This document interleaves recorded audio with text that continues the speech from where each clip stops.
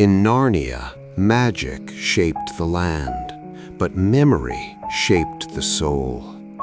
Tonight, we wander through a world where the greatest power was not spells or swords, but the quiet remembrance of who once walked there and what was promised to never be forgotten.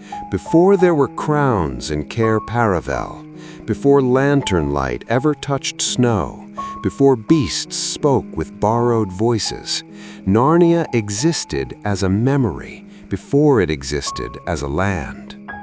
This is not poetry, it is a structural truth about how Narnia was formed. When Aslan sang the world into being, he did not begin with stone or trees or stars. He began with recognition.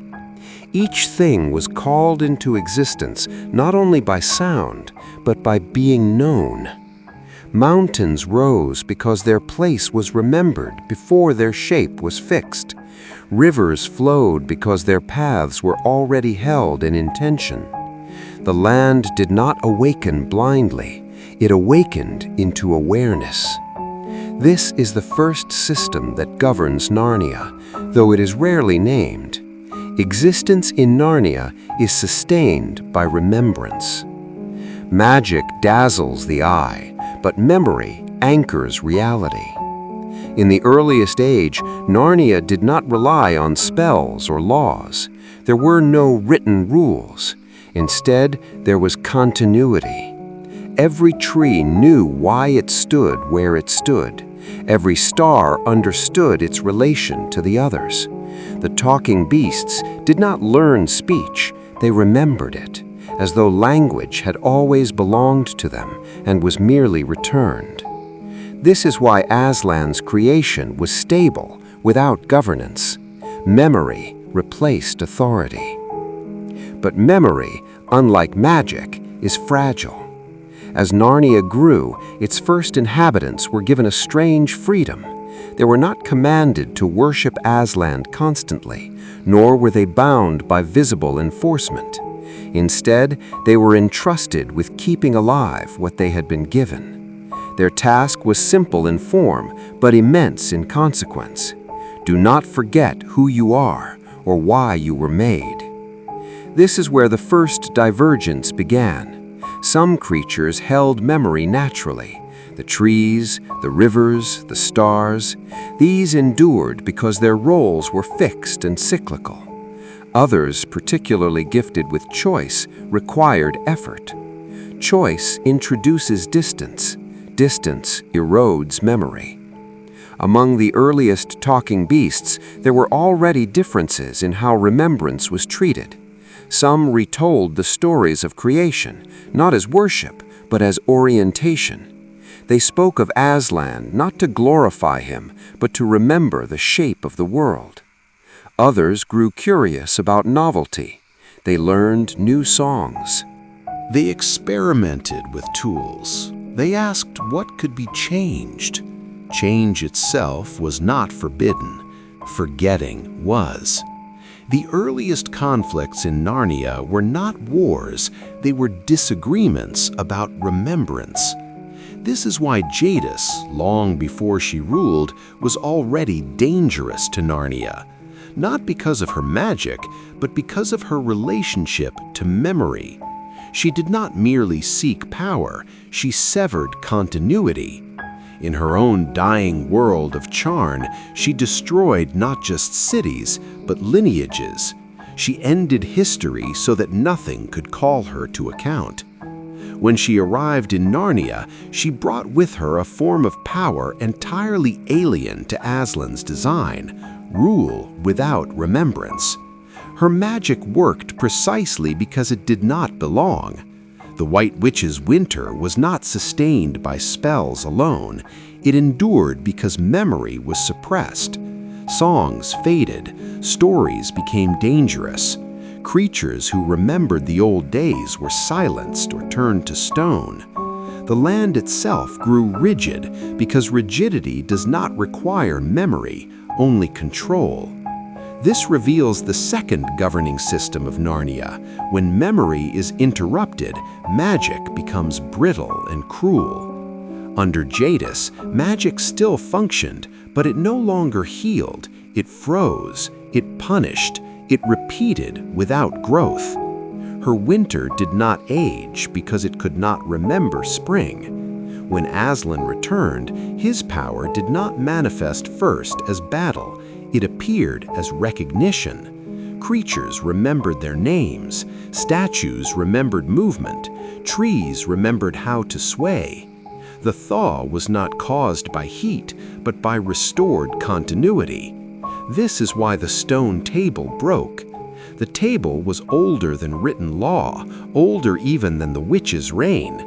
It embodied a deep memory of justice, one that included mercy, but only if remembered correctly.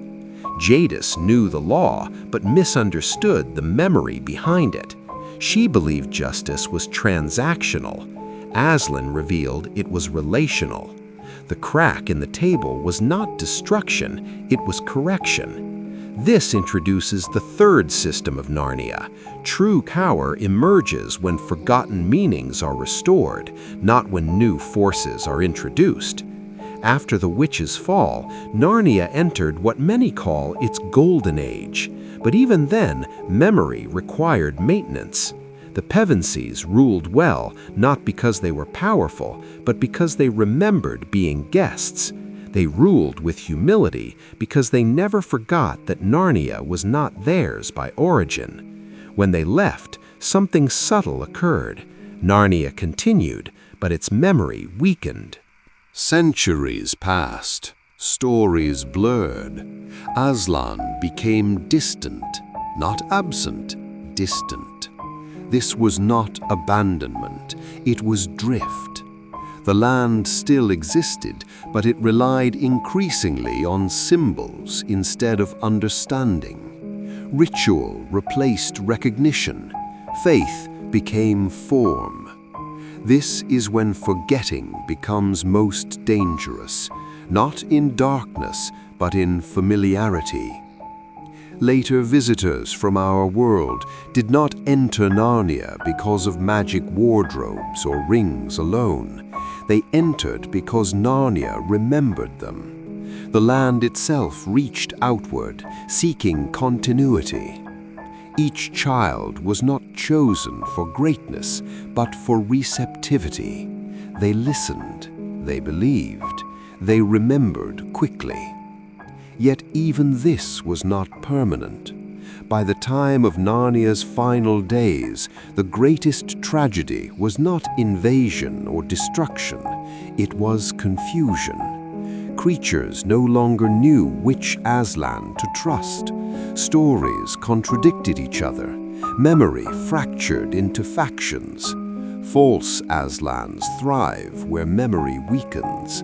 This is the quiet truth beneath Narnia's end. The world did not collapse because magic failed. It ended because remembrance could no longer be shared.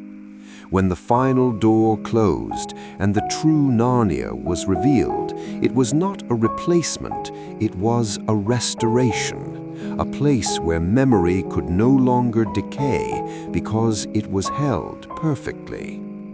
This tells us what Narnia always was, not a land of spells, not a kingdom of beasts, but a world sustained by remembrance, fragile, demanding, and ultimately sacred. And this is only the beginning. When the first kings and queens left Cair Paravel, Narnia did not fall into silence. It continued to breathe, to grow, to speak.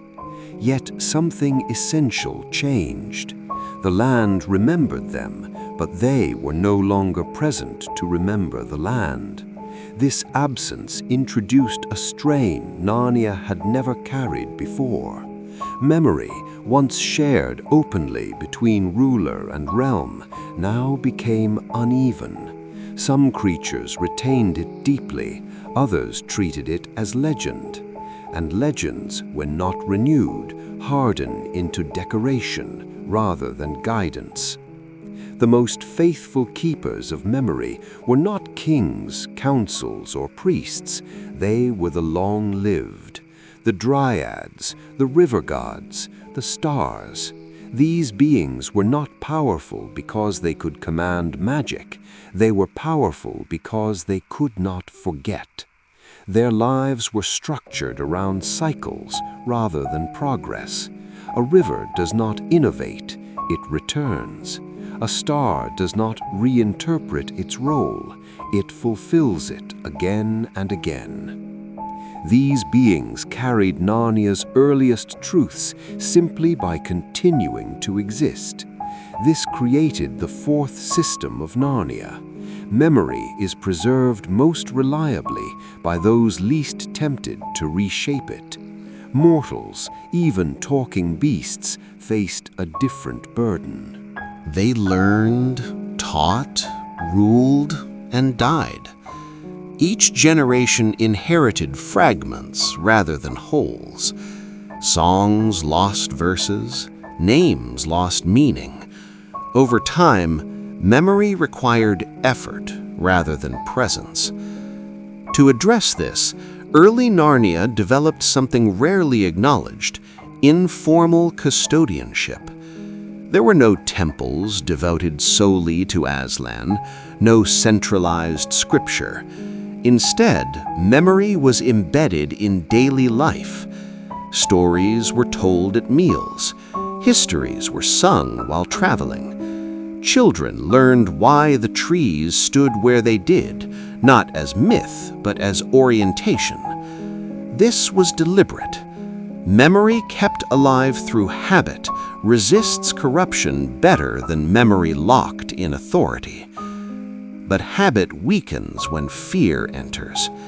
When external threats emerged, Calormene influence, rogue kings, false prophets, memory began to be guarded instead of shared, and guarded memory becomes selective. Here lies a subtle turning point. When memory is protected through exclusion, it begins to distort. Certain truths were emphasized, others were softened, some were hidden entirely. This was not malice, it was preservation anxiety. Leaders feared that full memory would confuse or destabilize. They believed simplification would protect belief. Instead, it thinned it. By the time Prince Caspian's ancestors ruled, Narnia was already divided not by species or allegiance, but by degrees of remembrance. The old Narnians remembered Aslan as presence, the Telmarines remembered him as rumor, and rumors, when repeated without understanding, become tools. This allowed power to shift without resistance. The Telmarine conquest did not succeed through strength alone. It succeeded because the land's memory was no longer unified. Trees remembered, rivers remembered, but people had learned to ignore them. And when memory speaks without being heard, it withdraws. This introduces the fifth system of Narnia. The land responds to belief not as emotion, but as alignment. Aslan did not vanish during the Telmarine age. He was still there, but the world was misaligned. Magic faltered not because it was suppressed, but because it no longer had a shared interpretive frame. Power without understanding fractures. When Caspian was called, it was not a random miracle, it was a recall. The horn did not summon Aslan from absence, it reminded Narnia of itself. Creatures who answered did not do so because they were summoned externally, but because something within them recognized the call. Recognition precedes obedience. Yet even restoration carried consequence. Aslan's return did not reset Narnia, it complicated it. Memory, once fractured, does not become whole again. It must be reconciled. Old Narnians remembered ancient truths. New Narnians brought new contexts. Neither could fully replace the other. The challenge became integration rather than restoration. This is where misunderstanding deepened. Some believed remembering the past meant returning to it unchanged. Others believed progress required forgetting it entirely. Both positions misunderstood the core function of memory in Narnia. Memory was never meant to fossilize the world. It was meant to orient change. When memory becomes nostalgia, it resists growth. When memory is abandoned, growth becomes aimless. Aslan's guidance during this era was notably restrained. He corrected when distortion threatened collapse, but he did not govern daily life. This restraint was not indifference, it was structural necessity. Direct rule would replace memory with dependency. Thus, the sixth system emerges. Aslan intervenes to restore orientation, never to replace responsibility. This explains why Aslan appears briefly, speaks little, and departs quickly. His presence reactivates memory. What follows must be lived. As centuries passed, even this pattern grew unstable. Stories of Aslan varied more widely. Some emphasized fear, others comfort.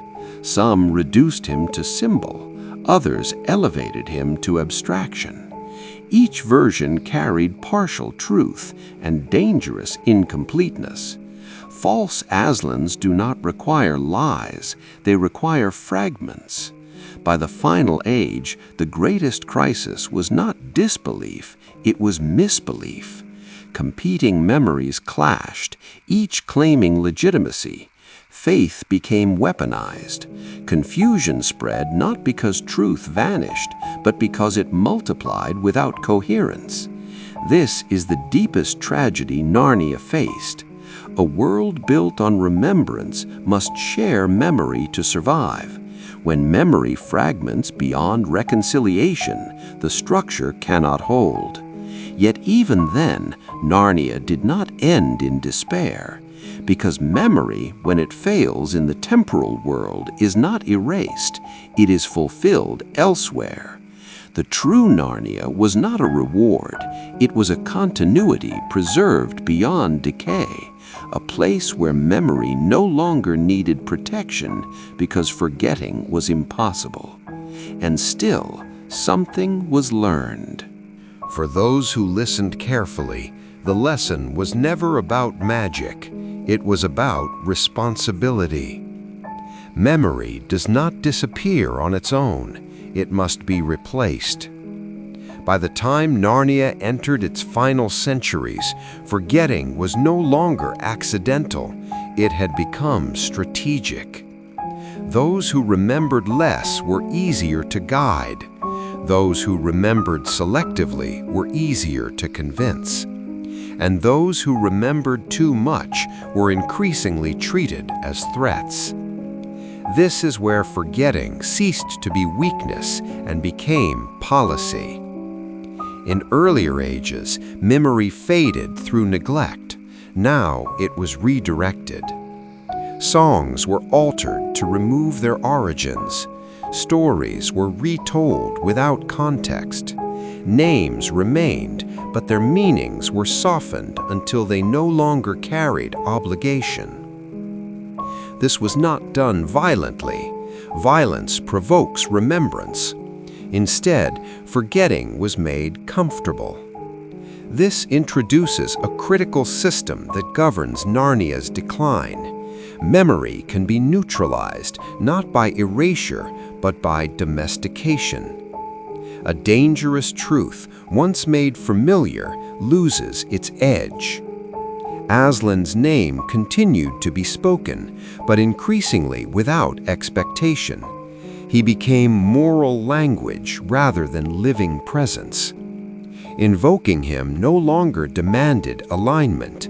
It offered reassurance without consequence. In this softened state, belief no longer reshaped behavior.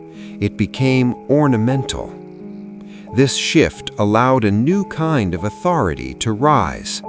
False guides did not claim to replace Aslan directly. That would have triggered resistance. Instead, they claimed to interpret him. Interpretation, when detached from shared memory, becomes control. Those who questioned interpretation were accused not of disbelief, but of disloyalty. Thus, memory fractured along lines of obedience rather than truth. This reveals the seventh system of Narnia.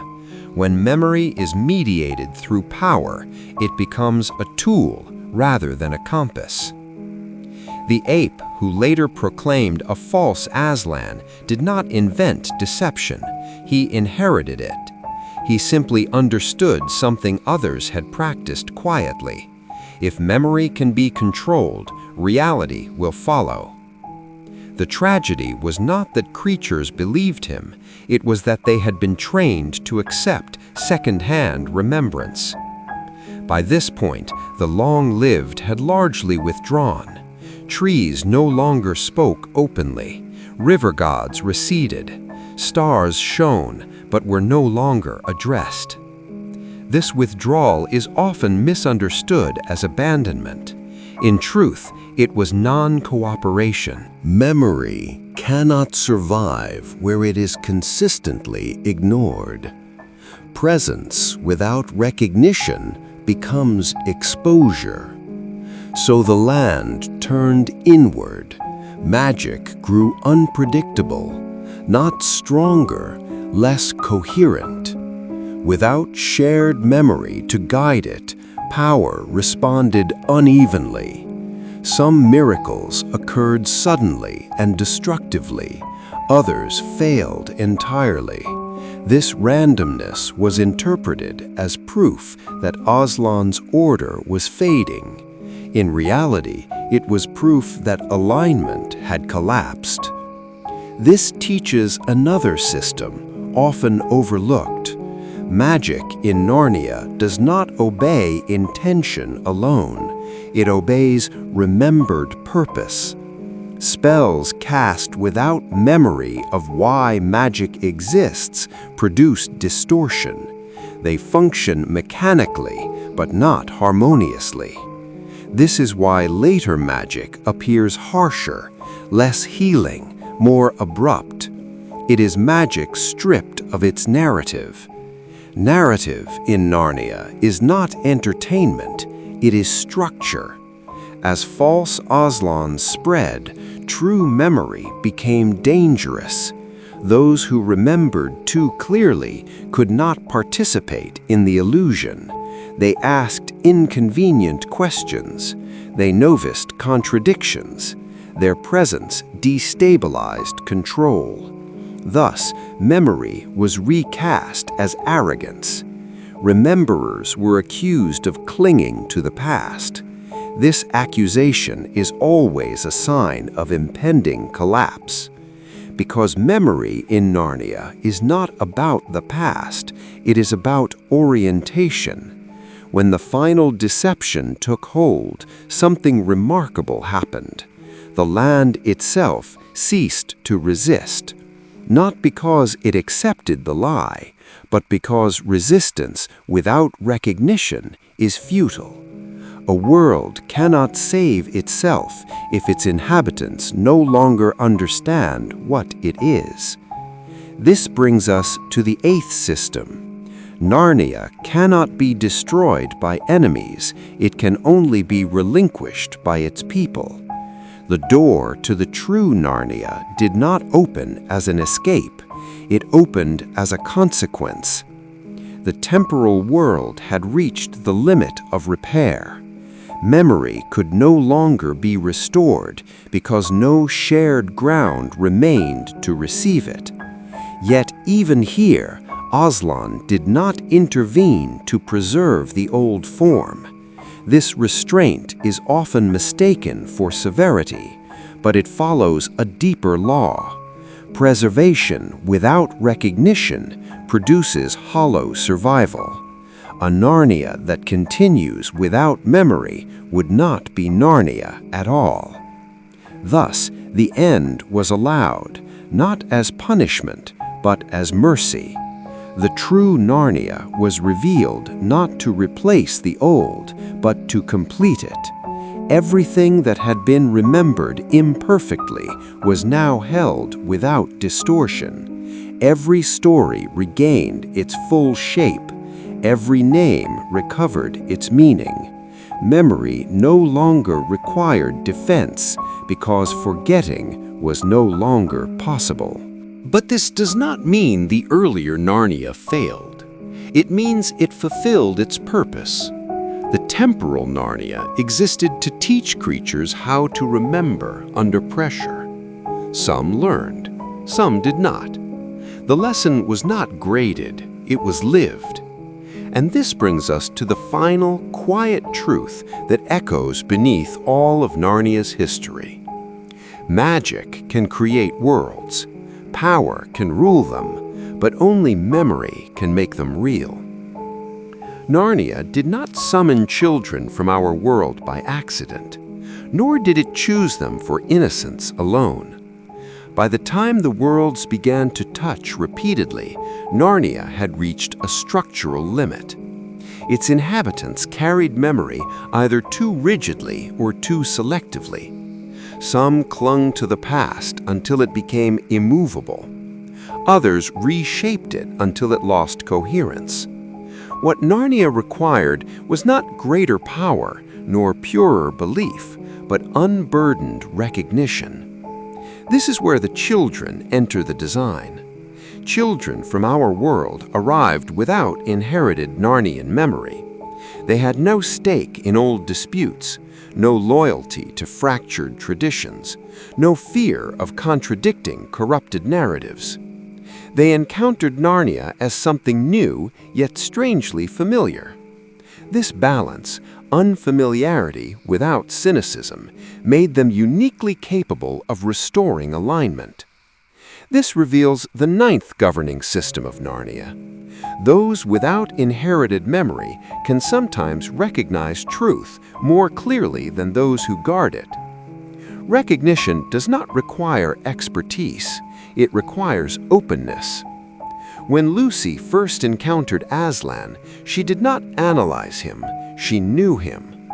Her recognition was immediate, unmediated, and therefore accurate. Others doubted, not because they were less intelligent, but because their memory was cluttered with competing expectations. Lucy's clarity came from absence of distortion.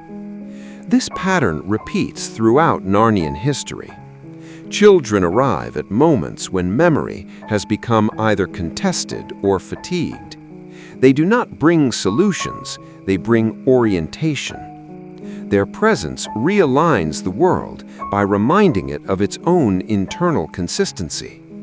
Importantly, they are never allowed to stay permanently. This is not cruelty, it is structural necessity.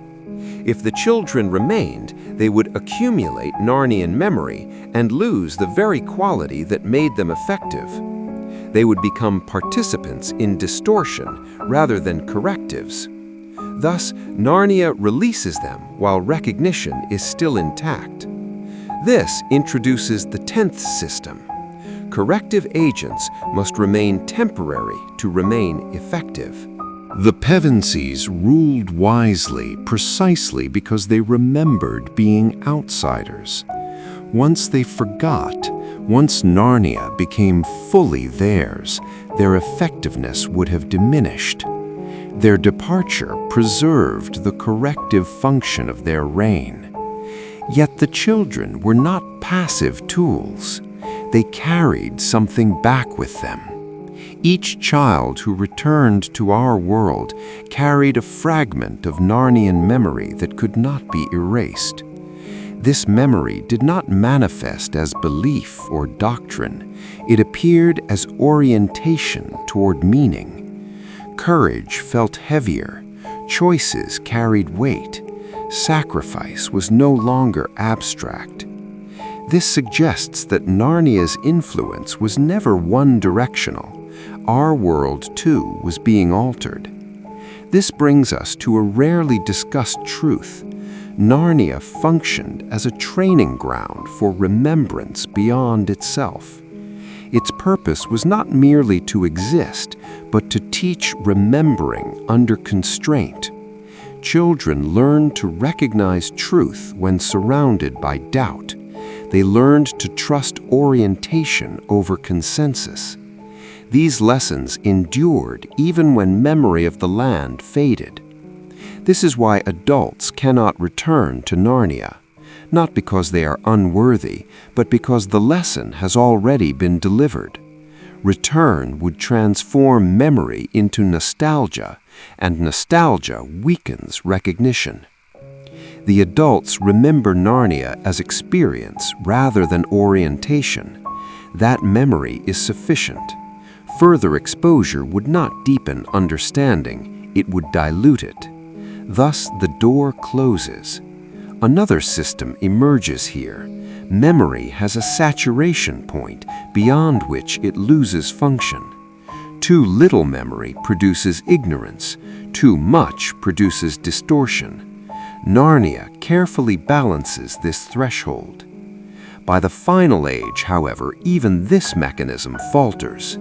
Children still arrive, but the world they enter is already compromised beyond correction.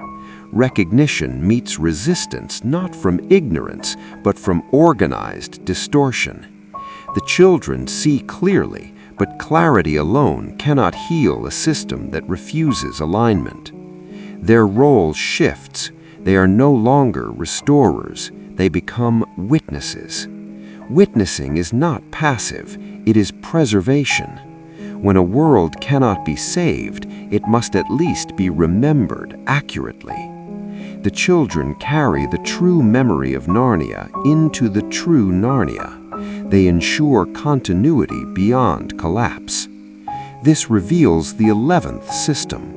When restoration is impossible, preservation becomes the final act of responsibility. The end of Narnia is often misunderstood as failure. In truth, it represents completion. A system designed around fragile memory reached its conclusion once all viable lessons had been delivered. Nothing essential was lost. The true Narnia does not replace the old. It contains it. Every partial memory, every misremembered truth, every failed attempt at alignment is resolved not through correction, but through fulfillment. This is why the true Narnia feels larger, deeper, and more real. It is not improved, it is unburdened. In the true Narnia, memory no longer requires defense because forgetting is no longer possible. Recognition is immediate, alignment is inherent. The systems that govern the temporal world are no longer necessary because their work is complete. And yet, something remains unfinished. The story of Narnia is not only about that world, it is about the nature of memory itself, why it must be fragile to be meaningful, and why permanence cannot be taught, only received. A world sustained by memory cannot be eternal in its first form. This is not a flaw, it is the final condition of its design. Narnia was never meant to endure indefinitely as a temporal world. Its purpose was not longevity, but instruction. It existed to teach beings how to remember under limitation, how to choose alignment without certainty, how to recognize truth without compulsion. If Narnia had continued endlessly, memory would have hardened into inevitability. Choice would have faded. Recognition would have become automatic rather than meaningful. The very fragility that made memory valuable would have been lost. This reveals the 12th system of Narnia. Memory only teaches when forgetting remains possible. A world where remembrance cannot be lost no longer educates, it merely persists. In Narnia's earliest ages, forgetting was rare. Memory was fresh, shared, and supported by presence. In its Middle Ages, forgetting became a challenge, something to resist, correct, and negotiate. In its final age, forgetting became dominant, organized, and self-sustaining. Each phase served a purpose. The final phase was not corruption alone, it was completion. Only once memory failed entirely could it be revealed in its perfected form. This is why the true Narnia does not precede the old one, it follows it. The true Narnia is not a second attempt, it is the harvest. Every choice made in the temporal Narnia, every act of remembering, every act of forgetting, contributed to what could be carried forward. Nothing was wasted. Even error had weight. Even distortion revealed something about the limits of memory under freedom. This clarifies something often misunderstood. The destruction of the old Narnia was not loss, but separation. What could endure was gathered, what could not was released. Temporal Narnia functioned like a vessel. It held meaning long enough for it to be recognized, tested, and chosen. Once that function was complete, continuation would have been excess. This is why Aslan does not mourn the end of the old world. He does not intervene to preserve it, because preservation would interrupt fulfillment. To save the shell after the lesson has been learned would be to mistake structure for purpose. This introduces the 13th system. Aslan governs ends as carefully as beginnings. Creation is not complete until release occurs. For the creatures of Narnia, this transition was not perceived as erasure, it was perceived as awakening. What they experienced as destruction was, from a deeper perspective, compression. The world did not vanish, it resolved into coherence. Memory, which once required effort, now became environment. In the true Narnia, memory does not need to be taught. It does not need protection. It does not need custodians.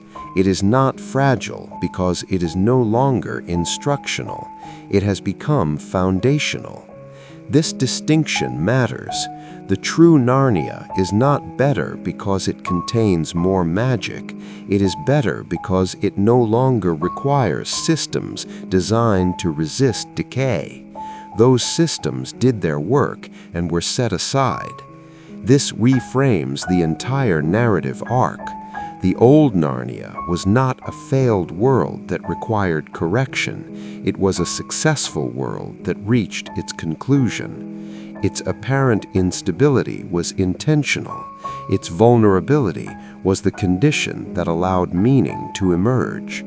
If memory had been permanent from the beginning, no one would have learned to value it. This reveals the final paradox at the heart of Narnia's design.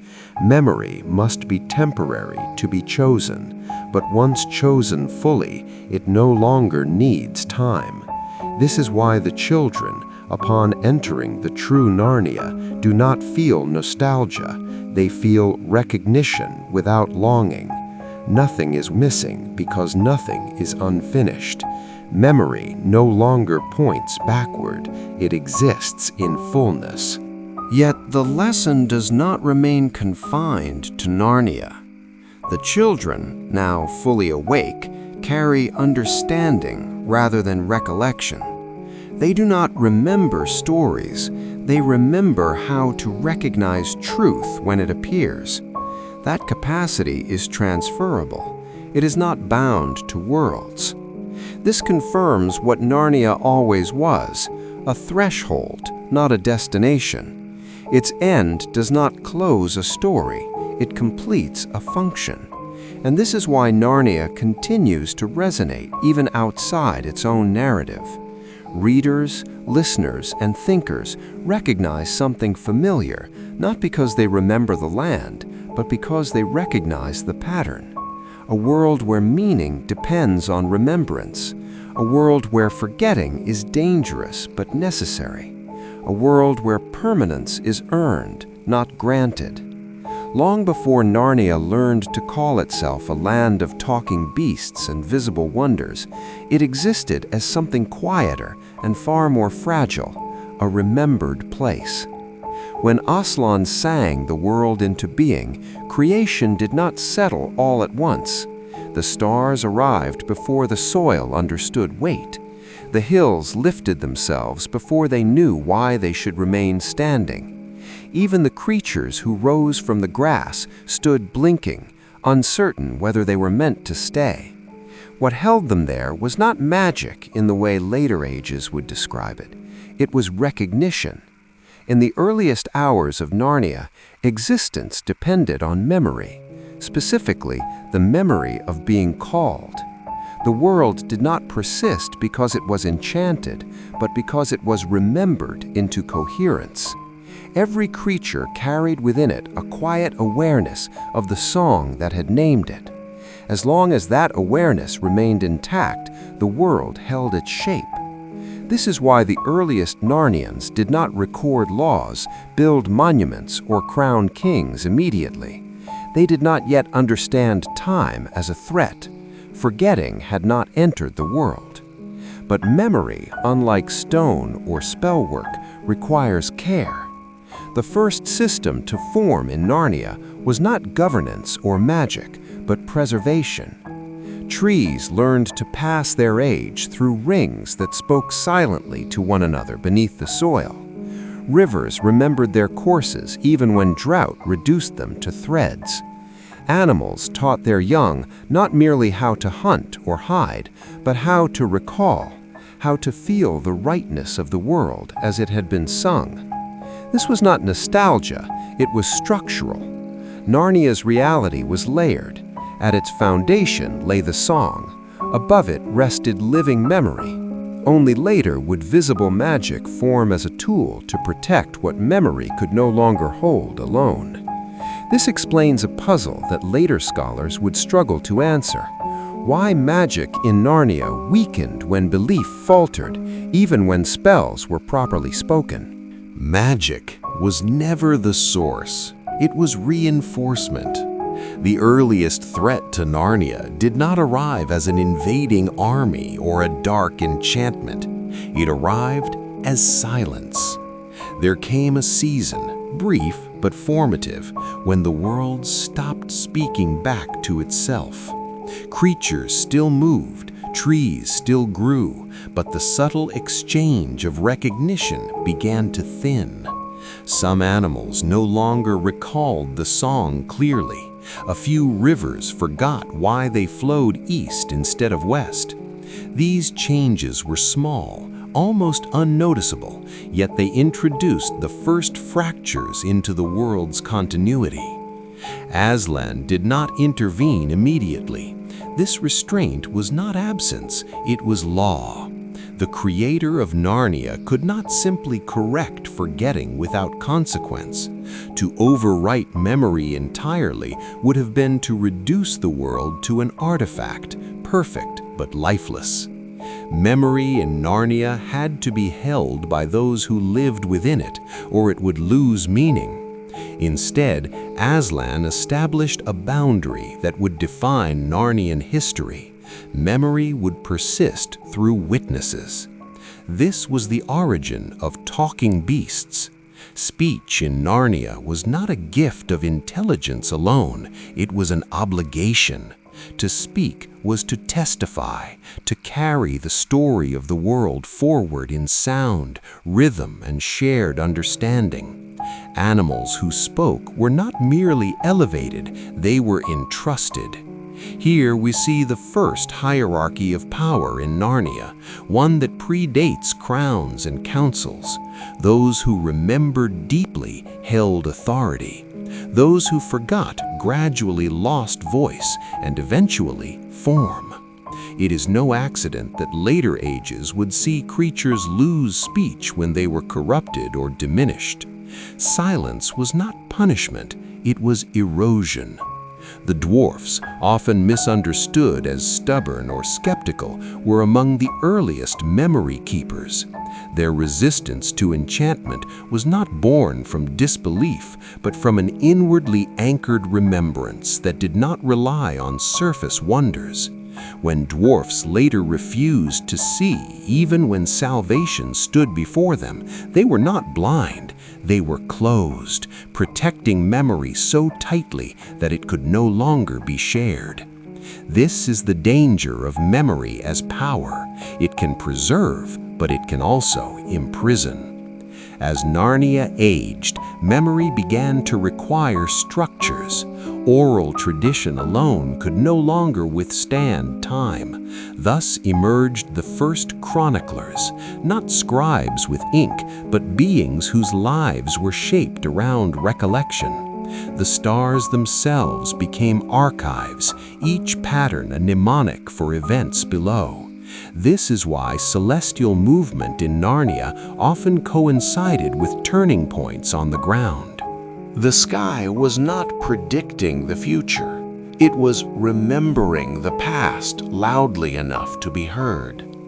When Jadis later arrived, she did not immediately understand this system.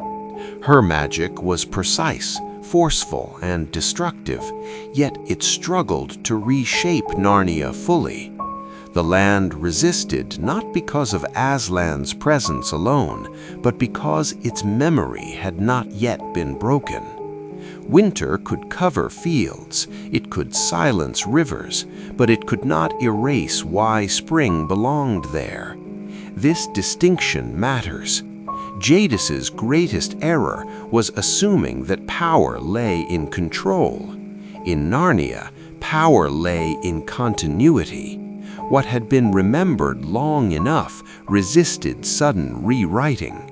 This is why prophecy functioned differently in Narnia than in other worlds. Prophecies were not predictions, they were memories projected forward, echoes of the song refracted through time.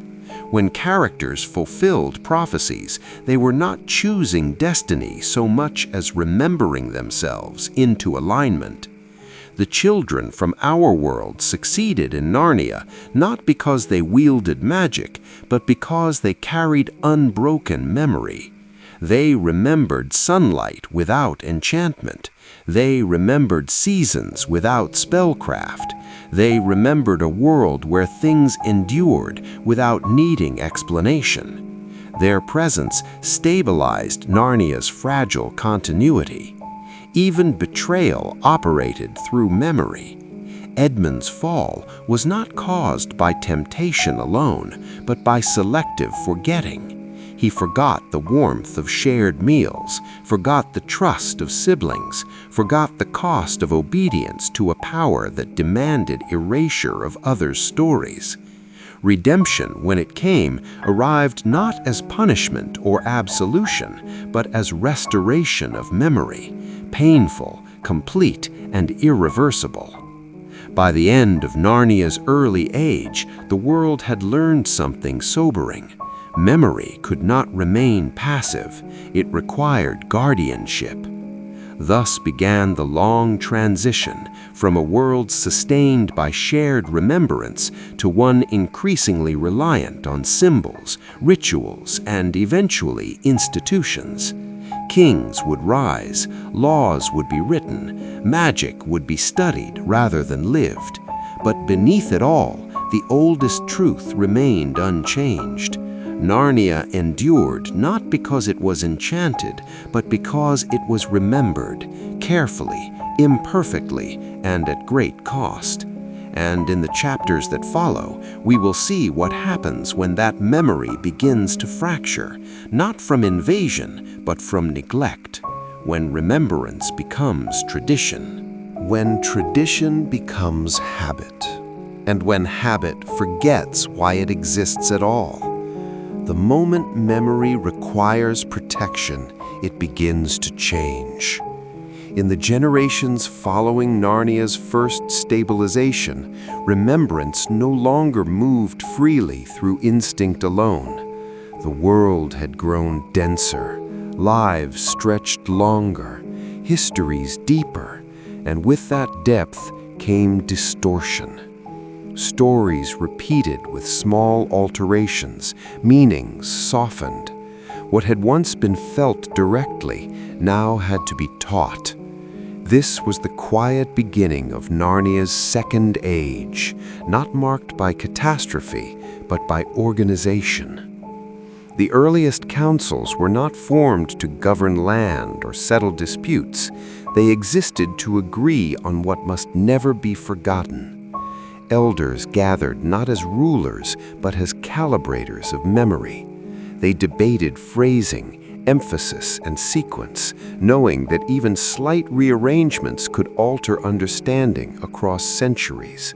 From this effort emerged the first danger of preservation. Memory, once shared, could now be controlled.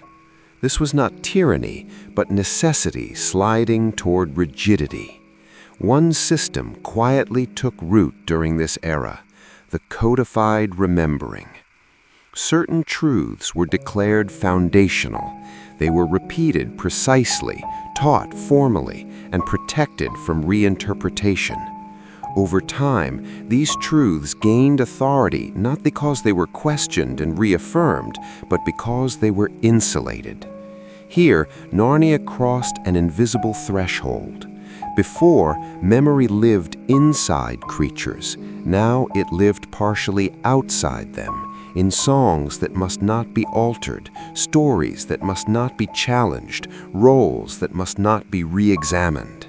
The world remained stable, but it lost flexibility. This explains why later Narnians would treat tradition as sacred, even when its origin was forgotten. The ritual remained, the reason dissolved. Aslan's presence during this age became less frequent, though no less significant. He appeared not to correct errors, but to observe consequences. When disputes arose over interpretation of the song, he did not resolve them. Instead, he allowed divergence, knowing that enforced unity would hollow remembrance entirely. This restraint shaped the structure of power that followed. Kingship in Narnia did not originate as dominance, it emerged as custodianship. The earliest kings were selected not for strength, but for their capacity to hold layered memory without simplifying it. They were expected to remember multiple truths at once, to rule while knowing they were temporary, to judge while remembering mercy's cost. The crown itself carried no inherent power. Its authority flowed only as long as the king remembered whom it served. When that memory weakened, the crown became decorative, then burdensome, then dangerous. This is why Narnian history records periods where kings ruled long, yet changed little, followed by brief reigns that reshaped the world entirely. Duration mattered less than clarity of remembrance. Magic adapted during this age as well. Once a reinforcement of memory, magic began to substitute for it. Spells preserved borders, enforced oaths, and sealed truths that memory alone could no longer sustain. This shift made magic appear stronger, yet it marked a decline. Power had moved from living awareness into external mechanism. A spell can enforce behavior, but it cannot ensure understanding. This distinction would later prove fatal. One of the most misunderstood systems formed during this time was prophecy. With memory increasingly codified, prophecy became a tool for continuity. But unlike earlier prophetic echoes, these were interpreted narrowly. Rather than guiding understanding, they began to dictate outcomes. Prophecy ceased to be a reminder and became a script. This rigidity created false certainty. Leaders acted not on wisdom, but on expectation. When outcomes deviated, confusion followed.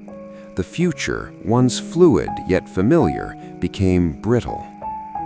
The first recorded collapse caused by this shift did not involve war.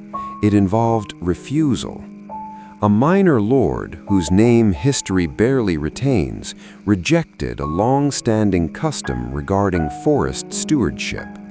He argued not against the practice, but against its justification. The council responded not with debate, but with condemnation. The memory of why the forest mattered had been replaced by obedience to its protection. The forest survived, the community fractured. From this fracture emerged a new, quieter danger, forgetting through compliance. When people obeyed without understanding, memory ceased to circulate. It stagnated. What remained was structure without substance. This stagnation is visible in the gradual silencing of certain talking beasts. Some did not lose speech suddenly. They lost relevance. Their stories were no longer sought. Their recollections no longer fit the official memory. Over generations, their voices faded, not erased, but unattended. Silence, again, was erosion. Aslan intervened only once directly during this period, and even then, his action was misunderstood. He allowed a trusted relic, one believed to preserve ancient truth, to fail publicly. The artifact spoke nonsense, contradicting itself, collapsing under scrutiny. The response was panic. Many assumed betrayal, others accused corruption. Few considered the possibility that the relic had been carrying memory long after its keepers stopped renewing it. The lesson was not that memory could fail, but that memory outsourced indefinitely would. This moment reshaped Narnian education. Storytelling was reintegrated into daily life. Children were encouraged not merely to recite history, but to question its shape. This slowed decline, but it did not reverse it, because another force was already at work: time. As generations accumulated, distance from the song increased. Even accurate memory became abstract. The warmth of origin cooled into reverence. Reverence hardened into distance. It was during this age that the seeds of Jadis's later influence were planted, not through her presence, but through vulnerability. A world that remembers imperfectly seeks certainty. A world that codifies memory too tightly becomes brittle. Jadis would later exploit this brittleness, not by attacking belief, but by offering clarity without depth. Her promises appealed to those weary of carrying layered truths. But that future lay still ahead. For now, Narnia stood balanced, structured yet fragile, preserved yet constrained. Its greatest strength remained memory, but memory now wore armor, and armor, while protective, dulls sensation. The next chapter of Narnia's history would reveal the cost of that dulling, not through immediate catastrophe, but through gradual misalignment, when the world would begin to remember accurately, but no longer wisely. A world can remember everything and still lose itself. This truth emerged quietly in Narnia during the long centuries after memory had hardened into law. There was no single moment of collapse, no clear betrayal of the song. Instead, something subtler occurred.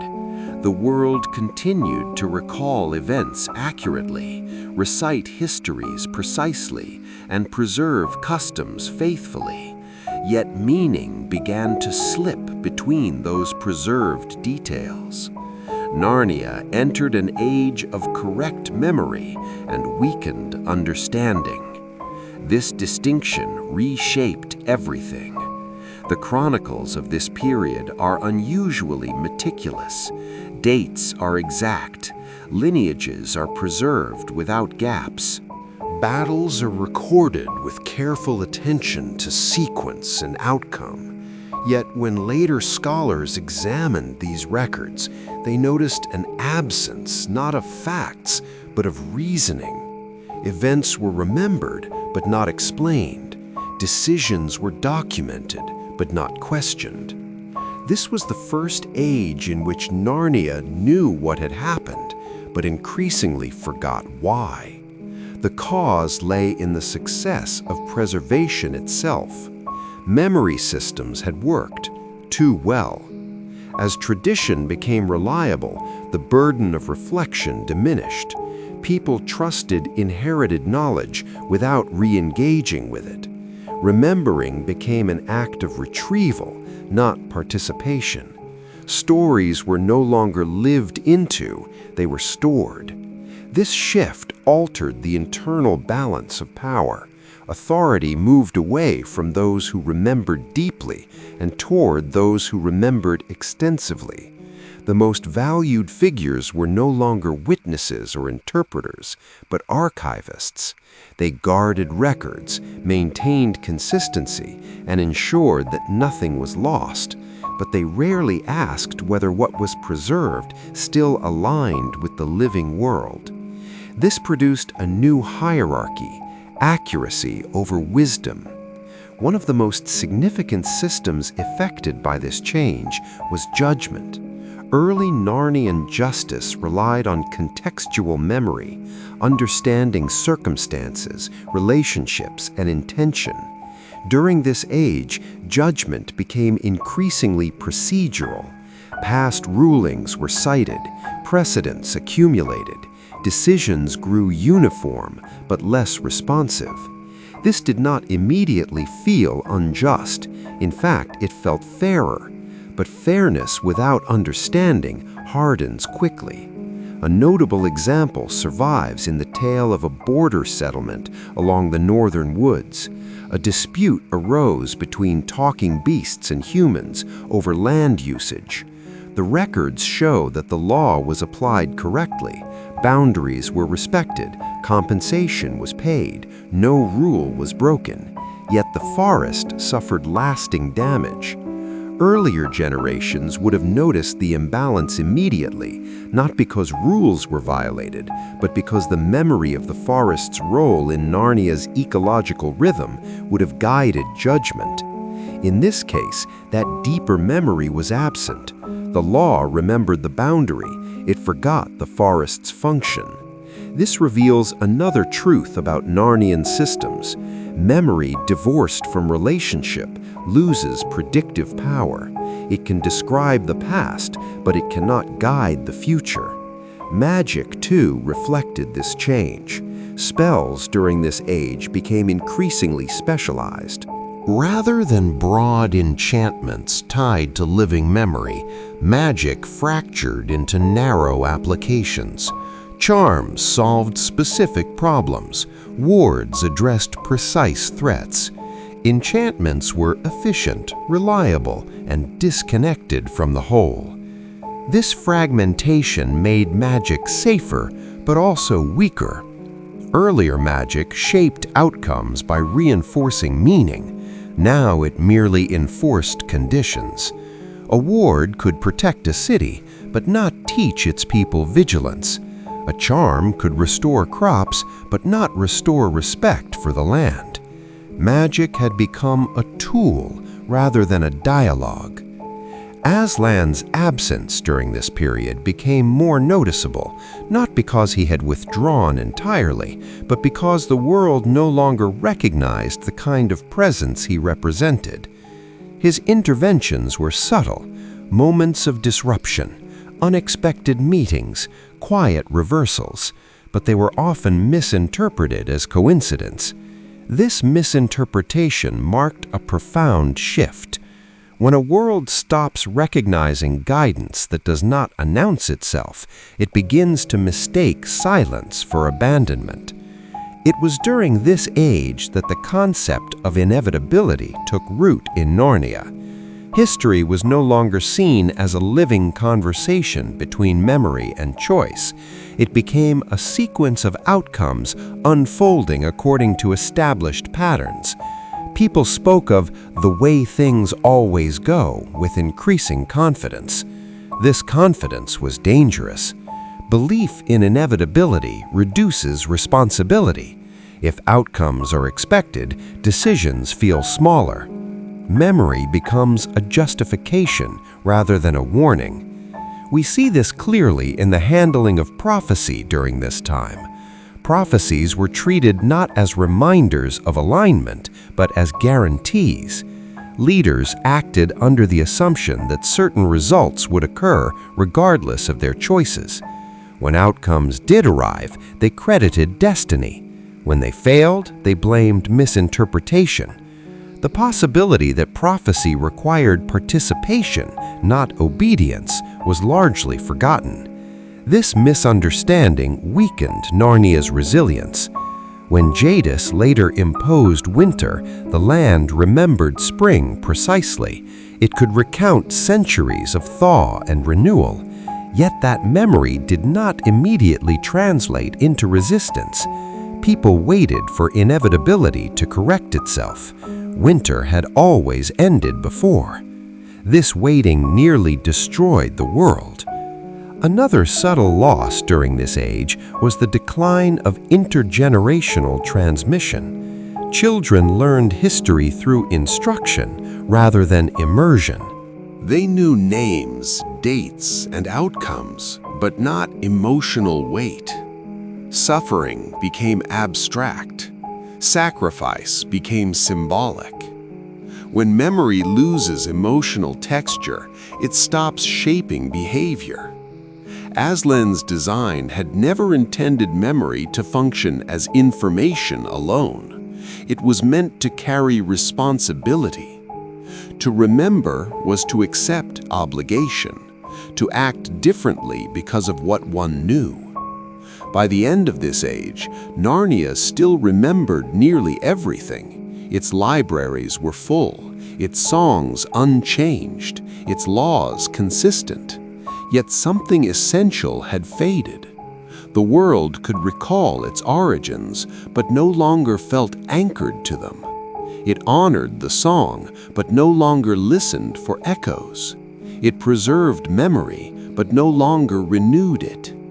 This was the condition Jadis would exploit, not with superior magic, but with narrative. She would not erase memory, she would reinterpret it. And in doing so, she would reveal a truth Narnia had forgotten, that memory, without understanding, can be turned against itself. Jadis did not conquer Narnia by overpowering its magic. She conquered it by correcting its memory. When she arrived, the world was already vulnerable, not because it had forgotten its past, but because it believed that past was settled. Narnia remembered itself thoroughly, yet passively. Memory had become a record, not a force. Jadis recognized this immediately. She did not challenge the song, she reframed it. Her first act was not winter, it was explanation. Jadis spoke to Narnians in a language they trusted, certainty. Where memory had become complex and layered, she offered clarity. Where prophecy had grown ambiguous, she supplied interpretation. She did not deny what had been remembered. She told the world what those memories meant. This distinction mattered more than any spell. The system she introduced was subtle but devastating: narrative dominance. In Narnia's earlier ages, meaning emerged from shared memory and living context. Under Jadis, meaning was dictated. Events were no longer understood through relationship, but through authority. She positioned herself not as a tyrant, but as a translator of history. This is why her rule spread so efficiently. She did not erase the past, she reorganized it.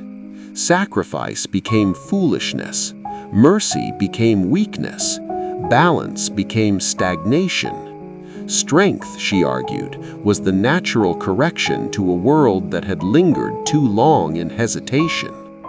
The Narnians listened because her story resolved tensions they no longer knew how to hold. Winter followed not as punishment, but as confirmation. The cold served a narrative function. It simplified the world. Growth slowed. Movement narrowed. Complexity retreated. Under winter, consequences became immediate and visible. Fields either yielded or failed. Creatures either endured or froze. Ambiguity diminished. This was not accidental. Winter enforced Jadis's interpretation of memory by stripping it of nuance. Spring, with its cycles and patience, invited reflection. Winter demanded reaction. In such conditions, long memory becomes a liability. Survival favors obedience. Here we see how Jadis's magic differed from earlier enchantments. She did not strengthen memory or replace it, she suspended it. The world remembered warmth but could not access it. Recollection without availability created despair. Despair is fertile ground for control. Another system changed during this time: speech. Talking beasts did not fall silent immediately. Instead, their speech narrowed. Words once used for storytelling and instruction became utilitarian. Language shifted from meaning to function. Conversations shortened. Songs disappeared. Silence expanded not through force, but through exhaustion. This erosion mattered deeply. In Narnia, speech had always been a vehicle for memory renewal. As speech narrowed, memory ceased to circulate. What remained became static, true but inert. Jadis reinforced this stagnation by controlling which memories were safe to express. Certain histories were permitted, even encouraged. Others were labeled dangerous, not because they were false, but because they reintroduced complexity. Complexity threatened her narrative. The law under her reign illustrates this clearly. Rules became simple and absolute, punishments predictable, mercy rare. Earlier legal systems had struggled with context. Jadis eliminated that struggle entirely. Justice became mechanical. Many accepted this willingly. In a world weary of interpretation, certainty feels like relief. This acceptance reveals the cost of Narnia's earlier drift. When understanding weakened, memory became vulnerable to authority. Jadis did not need to erase records. She only needed to tell people what those records implied. Even prophecy bent under this weight. Prophecies that once functioned as living reminders became threats. They were not denied, but suppressed. Jadis understood that prophecy, when engaged fully, reactivates memory. It invites participation. It cannot be controlled without distortion. Thus, she treated prophecy as dangerous knowledge rather than shared truth. Aslan's presence during this period became almost imperceptible, not because he was absent, but because his mode of influence relied on renewal, not enforcement. He did not counter Jadis's narrative with a competing one. He allowed her interpretation to stand long enough to reveal its limits. This patience has often been mistaken for withdrawal. In reality, it was preparation. For a system built on suspended memory cannot sustain itself indefinitely. When recollection is denied expression, pressure accumulates. Even winter cannot freeze meaning forever. The arrival of the children from our world introduced a destabilizing element Jadis could not predict. They carried memory unshaped by Narnian systems. Their recollections were not archived, codified, or controlled. They remembered seasons without spellwork, authority without enchantment, and responsibility without inevitability. Their presence reintroduced relational memory. They asked questions Jadis's narrative could not absorb. Why must things remain this way? Who decided this interpretation? What if memory demands action rather than submission? These questions mattered more than any prophecy.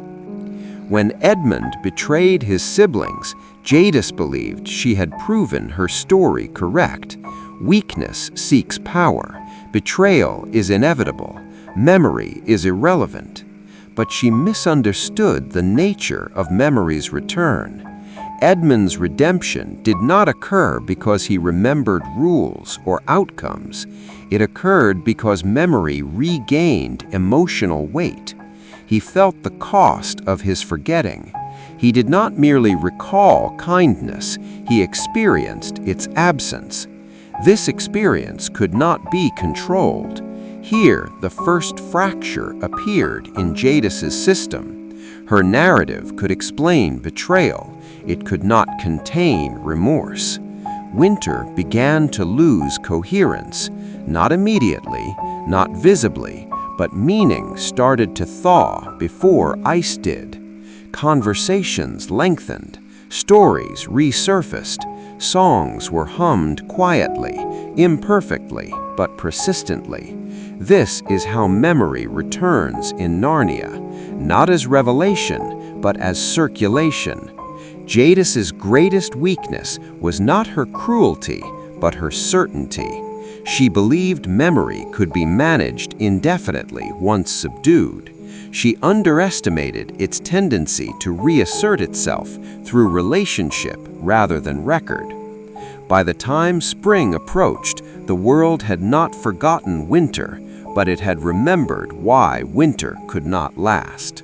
And in that remembrance lay the beginning of restoration, not of magic, but of meaning. When spring returned to Narnia, it did not arrive as celebration, it arrived as consequence. The thaw revealed more than green fields and flowing rivers. It exposed what winter had preserved beneath stillness: unresolved choices, delayed grief, and memories that had been held without release. The world remembered again, but this time remembering carried weight. This marked the crucial transition in Narnian history. Memory had survived suppression, but survival was no longer enough. The question now was whether memory could be restored without distortion. The answer would demand payment. The system that governed this transition was neither magic nor law, but substitution. In Narnia, when meaning has been suspended too long, it cannot simply resume. It must be reintroduced through cost. Something must absorb what has accumulated. This is why Aslan's role during this moment cannot be understood as intervention alone. He did not merely defeat Jadis, he resolved a systemic imbalance. Winter had frozen meaning, but it had also stored it. Every unspoken story, every unacknowledged act of cruelty, every deferred choice had gathered pressure. When Jadis was defeated, that pressure did not vanish. Without containment, it would have shattered the world's coherence. Aslan became the vessel. The stone table was not an arbitrary artifact of ancient law.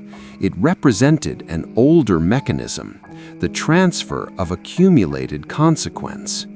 Earlier ages had used shared memory to distribute responsibility across the community. Under Jadis, responsibility had been centralized, then denied. The stone table existed to correct that denial. This is why its magic could not be bypassed. The law it embodied was not punitive, it was restorative through substitution. When memory is broken, someone must remember on behalf of the world until circulation resumes. Aslan's sacrifice functioned as concentrated remembrance. He carried the full weight of what Narnia remembered but could not yet integrate. This was not suffering as spectacle, it was containment. Only after that containment was complete could memory re-enter the world without overwhelming it. This explains a detail often overlooked. The land did not immediately heal after Jadis's defeat. Restoration unfolded gradually. Some regions bloomed quickly, others lagged behind. The pace depended not on enchantment, but on readiness. Areas where memory had been most suppressed required more time to absorb its return. Here, a new system emerged: temporal asymmetry. Narnia no longer healed uniformly.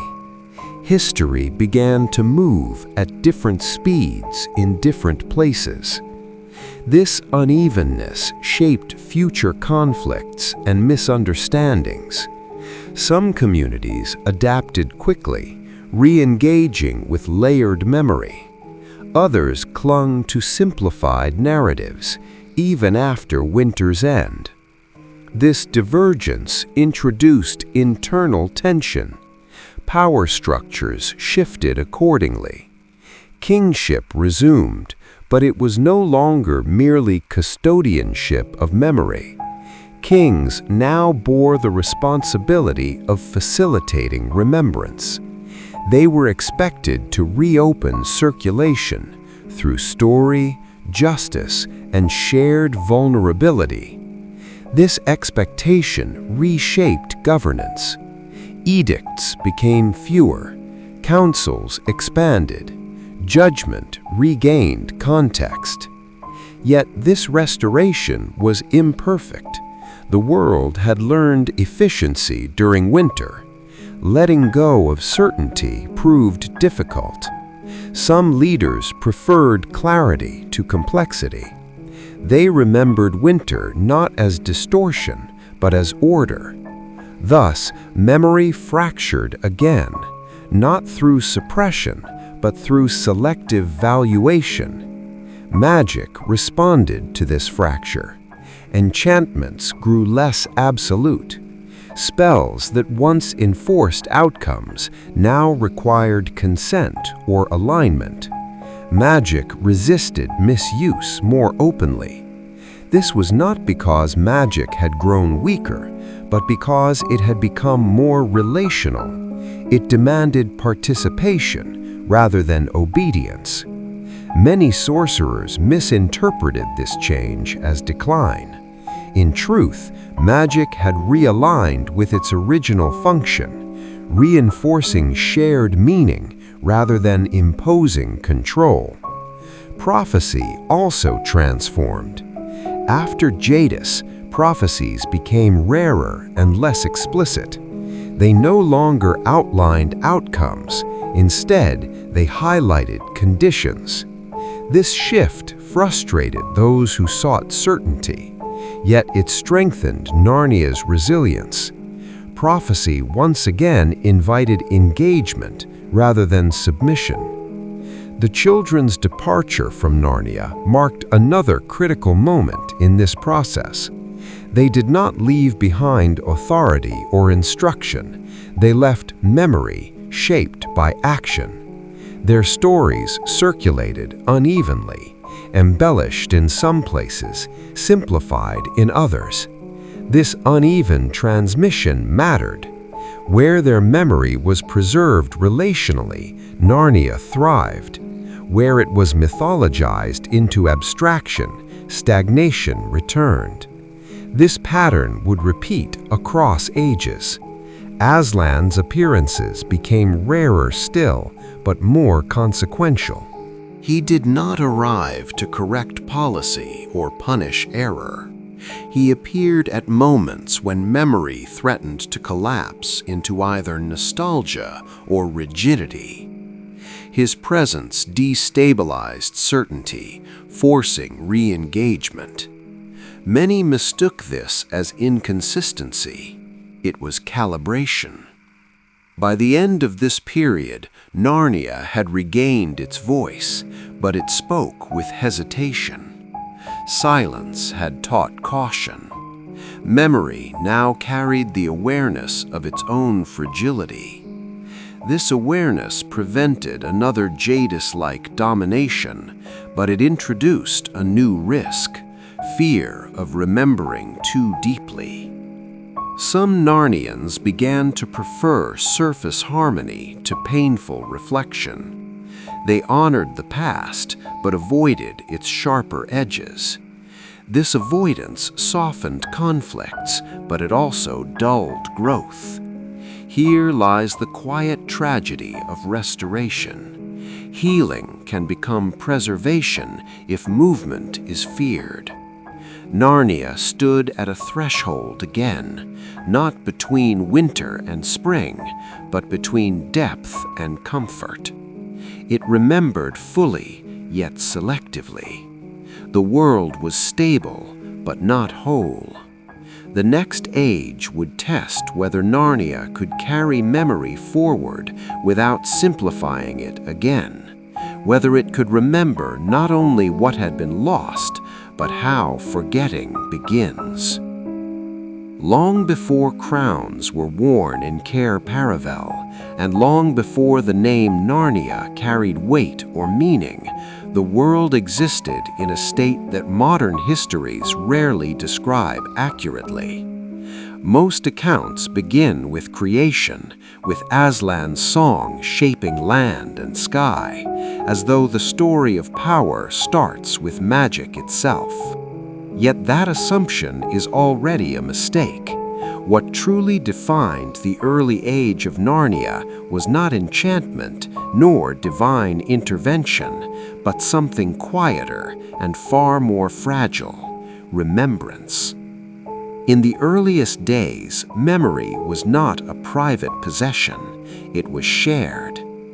The animals who first awakened to speech did not merely know facts, they remembered together. When a tree bent in the wind, it recalled the shape of the hill before it was formed. When a river cut through stone, it carried with it the echo of the song that summoned it into motion. Memory moved through the world like breath, unowned, unguarded, and therefore powerful. This is why the first law of Narnia was never written. It did not need to be. Creatures behaved in harmony not because they feared punishment, but because forgetting had not yet entered the world. To know something was to carry its origin with you. A wolf knew why it hunted. A dryad knew why her tree stood where it did. Even the stars, fixed in their places, retained an awareness of how and when they had been set. Magic existed, yes, but it functioned differently than later generations would understand it. Early Narnian magic did not impose change, it revealed continuity. A spell could not force reality into a new shape unless memory allowed it. Enchantment worked by aligning the present with the remembered past. This is why the most powerful acts in early Narnia appeared effortless. They were not acts of creation, but acts of recall. Aslan understood this more deeply than any other being. Contrary to later belief, his authority did not come from strength or fear, nor even from divine status alone. His power rested in his role as witness. Aslan remembered Narnia as it was sung into being, and by remembering, he stabilized it. When he spoke, the world listened not because his voice was loud, but because it recognized itself in his words. Yet memory, when shared too freely, carries a risk. It resists hierarchy. It makes domination difficult. And as the world grew older, not all beings were content with a power structure that could not be controlled. The first fracture did not come from war. It came from secrecy. Certain creatures, primarily among the talking beasts and early spirits, began to withhold memory. At first, this was subtle, a lesson not passed on, a story shortened, a cause remembered without its origin. These acts were not malicious, but practical. Memory took effort to carry, and as the world grew more complex, some believed it necessary to simplify. This was the moment when magic began to change. Once memory became unevenly distributed, spells could be bent. An enchantment cast by one who remembered fully behaved differently from the same words spoken by one who did not. Over time, this disparity created the illusion that magic itself varied in strength, when in truth it was memory that had weakened. The earliest artifacts of power in Narnia were not weapons, but vessels of recall. Stones etched with songs, pools that reflected not faces but events, groves where history could be walked through rather than told. These were not built to store power, but to prevent forgetting. Their keepers were not rulers, but librarians of reality. It is important to understand that evil in Narnia did not originate as cruelty. It originated as amnesia. When beings began to forget why certain boundaries existed, they tested them. When they forgot the cost of altering nature, they experimented. When they forgot the shared origin of life, they justified ownership. This gradual erosion made room for figures who sought control not through force, but through selective memory. This is why later tyrants in Narnian history would always attack records before armies. Forests were burned not for land, but to erase what the trees remembered. Rivers were diverted not for irrigation, but to break their continuity. Even time itself was manipulated, because time in Narnia was not merely duration, it was the medium through which memory flowed. Aslan did not intervene immediately. This too is often misunderstood. He was not absent, he was observing. Intervention without remembrance would only replace one form of forgetting with another. Instead, he allowed the consequences to unfold, knowing that loss would teach what abundance could not. The earliest forgotten truth was this: Narnia did not need to be ruled while it was remembered. Once memory fractured, governance became necessary. Laws replaced understanding. Magic replaced wisdom.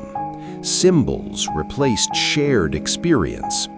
And with each replacement, the world grew louder but less stable. By the time crowns were forged and thrones erected, memory had already retreated into protected spaces, songs, stories, and eventually other worlds.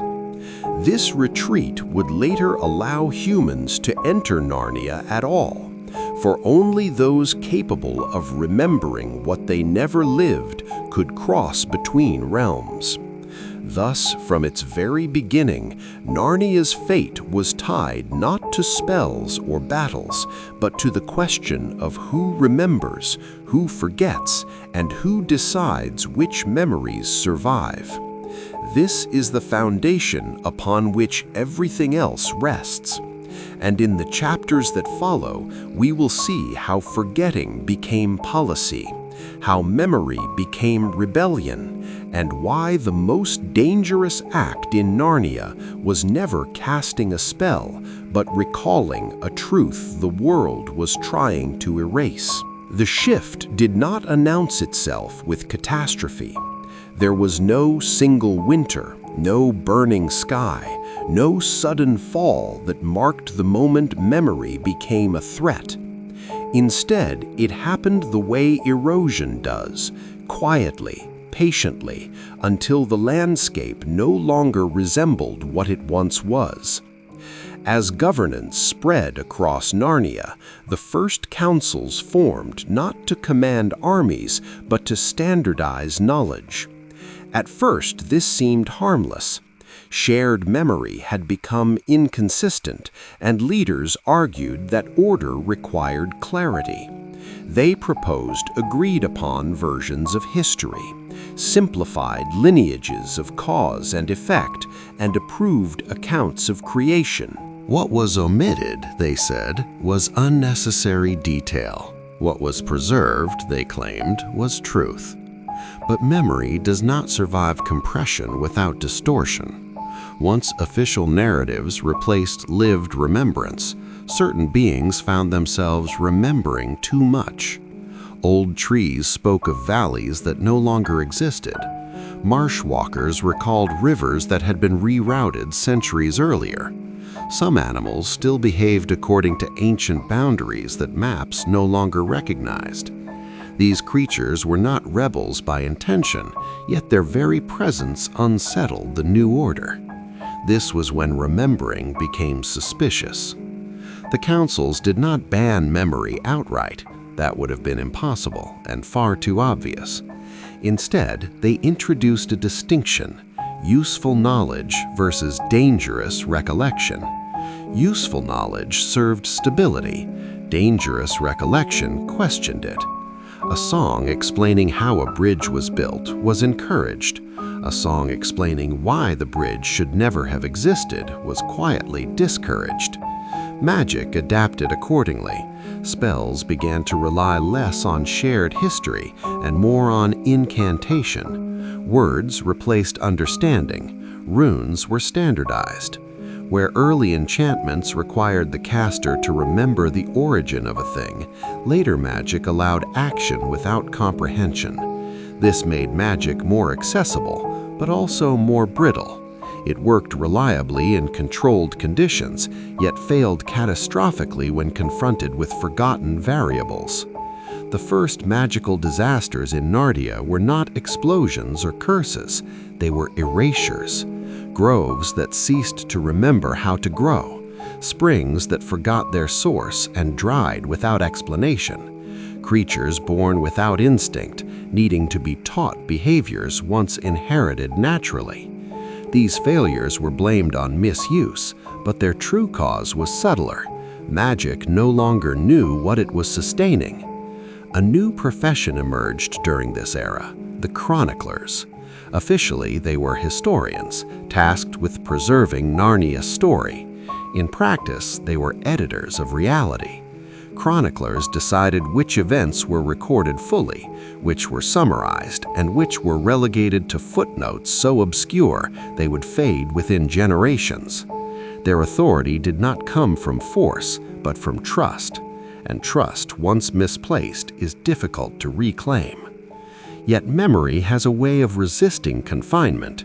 Beyond the council's reach, certain places began to behave strangely. Paths led travelers to scenes from the past rather than destinations.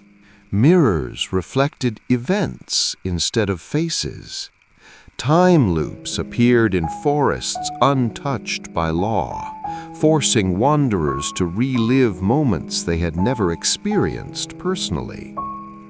These anomalies were not accidents. They were memory refusing erasure. It was in these places that the first memory bound formed. They were not an organization in the political sense. There were no symbols, no titles, no unified doctrine. What bound them was practice. They walked forgotten roads deliberately. They listened to stones. They refused to simplify stories. Most importantly, they taught memory without translating it into law. The memory-bound understood something the councils did not. Remembrance cannot be centralized without losing fidelity. Each being remembers differently, and that difference preserves truth from becoming dogma. When multiple versions of the same event coexist, falsehood has less room to dominate. This made them dangerous, not because they wielded power, but because they undermined authority without confrontation. A ruler's decree loses force when citizens remember a time before the decree was necessary.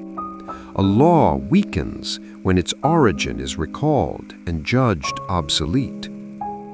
Memory does not overthrow governments, it makes them transparent. The response was subtle suppression. Access to certain locations was restricted for safety.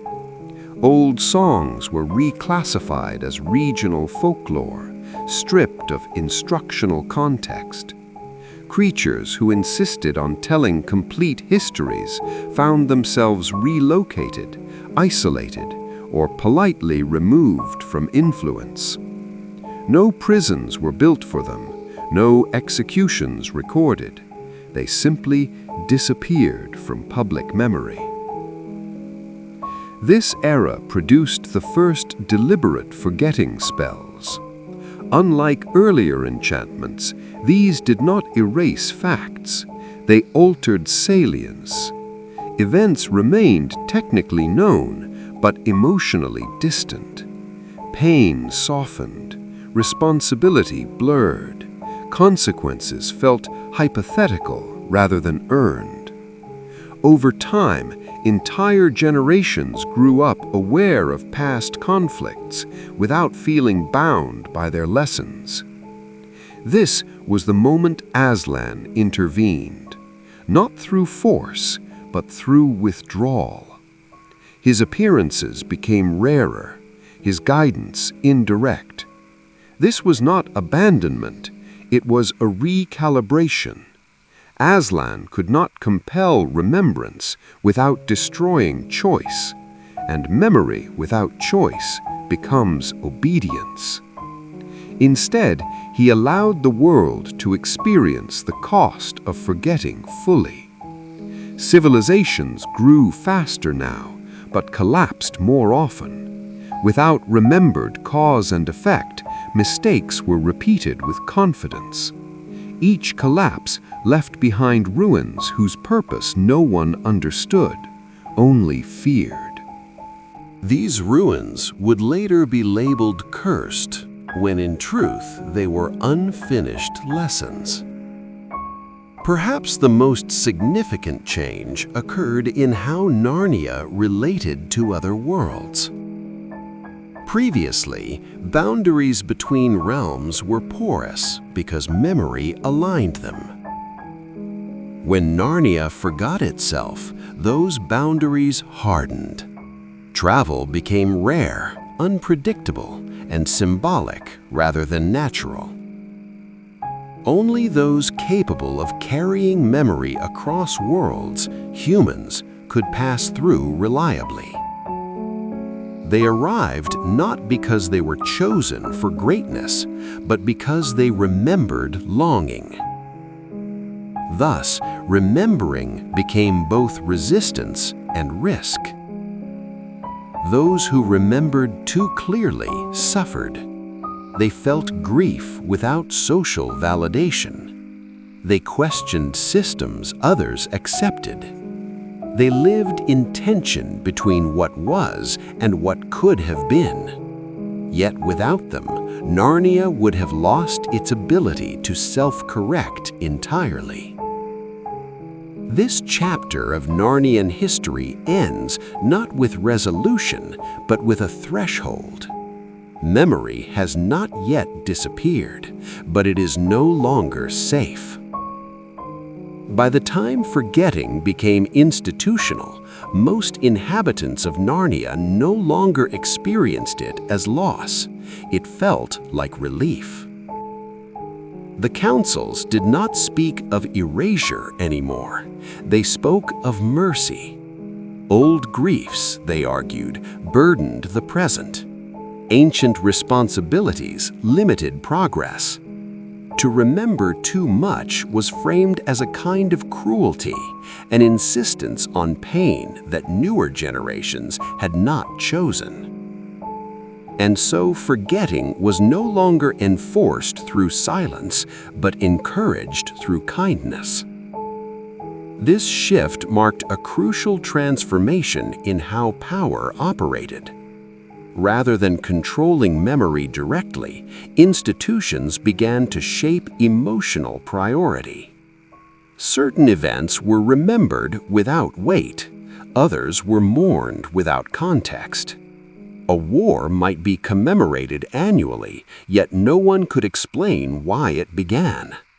A treaty might be celebrated, though its consequences were never examined. Memory remained intact at the surface level, but depth was carefully removed. This was not deception, it was curation. Education changed first. Young Narnians were taught history as sequence rather than causality. Dates replaced decisions. Outcomes replaced processes. Students could recite what happened without understanding how choices produced those outcomes. This made the past feel inevitable rather than contingent. And what feels inevitable cannot be questioned. Magic reflected this shift with unsettling precision. Spells designed during this era became increasingly specialized. Rather than interacting with the world as a whole, they targeted isolated effects. A charm to accelerate growth without regard for soil memory. A weatherworking that produced rain without honoring seasonal cycles. These spells worked quickly and predictably, but they left residue. Land exhausted itself faster. Creatures lost resilience. Balance required constant correction. Magic, once self-regulating through memory, now depended on administration. This gave rise to a new class of authority, the regulators. Unlike chroniclers, regulators did not record history. They monitored outcomes. Their role was to identify when magic misbehaved and adjust parameters accordingly. They treated enchantment like machinery, something that could be calibrated without understanding its origin. This allowed rapid expansion of magical infrastructure, roads stabilized by runes, cities protected by wards, borders enforced by invisible thresholds. At first, this brought prosperity. Hunger declined, predators were managed, storms were redirected. Life became safer, more predictable, and less demanding of awareness. Many believed this was Narnia's golden age. Fewer tragedies occurred, and those that did were contained efficiently. Suffering, when it arose, was localized and explained away as anomaly. But anomalies began to multiply. Children were born who could not dream, not because they lacked imagination, but because dreams rely on subconscious memory integration. Without inherited remembrance, their minds rested in blank stillness. Elders found themselves unable to grieve properly, not because they forgot their losses, but because grief without narrative dissolves into numbness. Even joy became strangely thin, arriving without resonance. This emotional flattening had political consequences. A population less anchored in memory is easier to govern, not through fear, but through comfort. When people no longer feel the weight of history, they evaluate leadership based on immediate satisfaction. Stability becomes the highest virtue. Change, even necessary change, feels threatening. The councils adapted seamlessly. They began framing dissent as disruption of peace. Those who questioned historical omissions were not punished, they were pitied. Rememberers were described as unable to move on, trapped in cycles of reflection that hindered communal harmony. Therapy replaced exile, correction replaced censorship. This was the age when innocence became a tool. Children were deliberately shielded from complex narratives, not to protect them from harm, but to ensure emotional uniformity. Stories were simplified into morality plays with clear heroes and villains. Ambiguity was removed. Cause and effect chains were shortened. The result was a generation capable of empathy, but not accountability. Memory, after all, teaches responsibility. Innocence teaches compliance. Aslan appeared once during this period, though few recognized the significance of the moment. He did not speak to rulers. He did not issue warnings. He walked among the silent ones, the children who could not dream, the elders who could not mourn, the animals who felt something missing but lacked language for it. Wherever he passed, subtle changes occurred. Dreams returned, though fragmented. Grief surfaced, though painful. Confusion followed. The councils interpreted these effects as instability. They did not accuse Aslan openly. Instead, they reinforced safeguards. New wards were placed around places of deep memory. Certain forests were designated unsafe for habitation. Rivers known to induce recollection were diverted again. Contact with other worlds was further restricted, framed as contamination risk. It is important to note that none of this required malice. Most decision-makers believed sincerely that they were preserving Narnia. They saw memory as a source of suffering, and suffering as an unnecessary cost. What they failed to recognize was that memory does not create pain, it contextualizes it. Without context, pain becomes meaningless, and meaningless pain is intolerable. This was when forgetting crossed its final threshold. It stopped being passive. For the first time, Narnia developed mechanisms to prevent memory from forming at all. Experiences were smoothed before they could imprint deeply. Trauma was absorbed collectively and diffused. Even triumphs were downplayed, lest they create expectations. The world grew quieter. But something else began to stir beneath that quiet. Places where memory had been buried did not lose it, they compressed it. Forgotten histories accumulated pressure. Events that were never integrated waited unresolved. And like any system that suppresses feedback, Narnia approached instability not through chaos, but through sudden, disproportionate collapse. The first signs appeared as contradictions, spells failing without cause, animals behaving unpredictably, seasons overlapping, borders weakening in places no one had monitored because nothing had gone wrong there before. The regulators adjusted parameters repeatedly, but the system no longer responded as expected. Because the problem was not mechanical, It was narrative.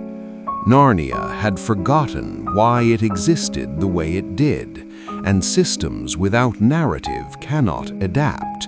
They can only repeat. This chapter ends at the moment just before rupture. The world is calm, prosperous, safe, and profoundly unprepared. Collapse, when it finally came, did not resemble the disasters predicted by the regulators.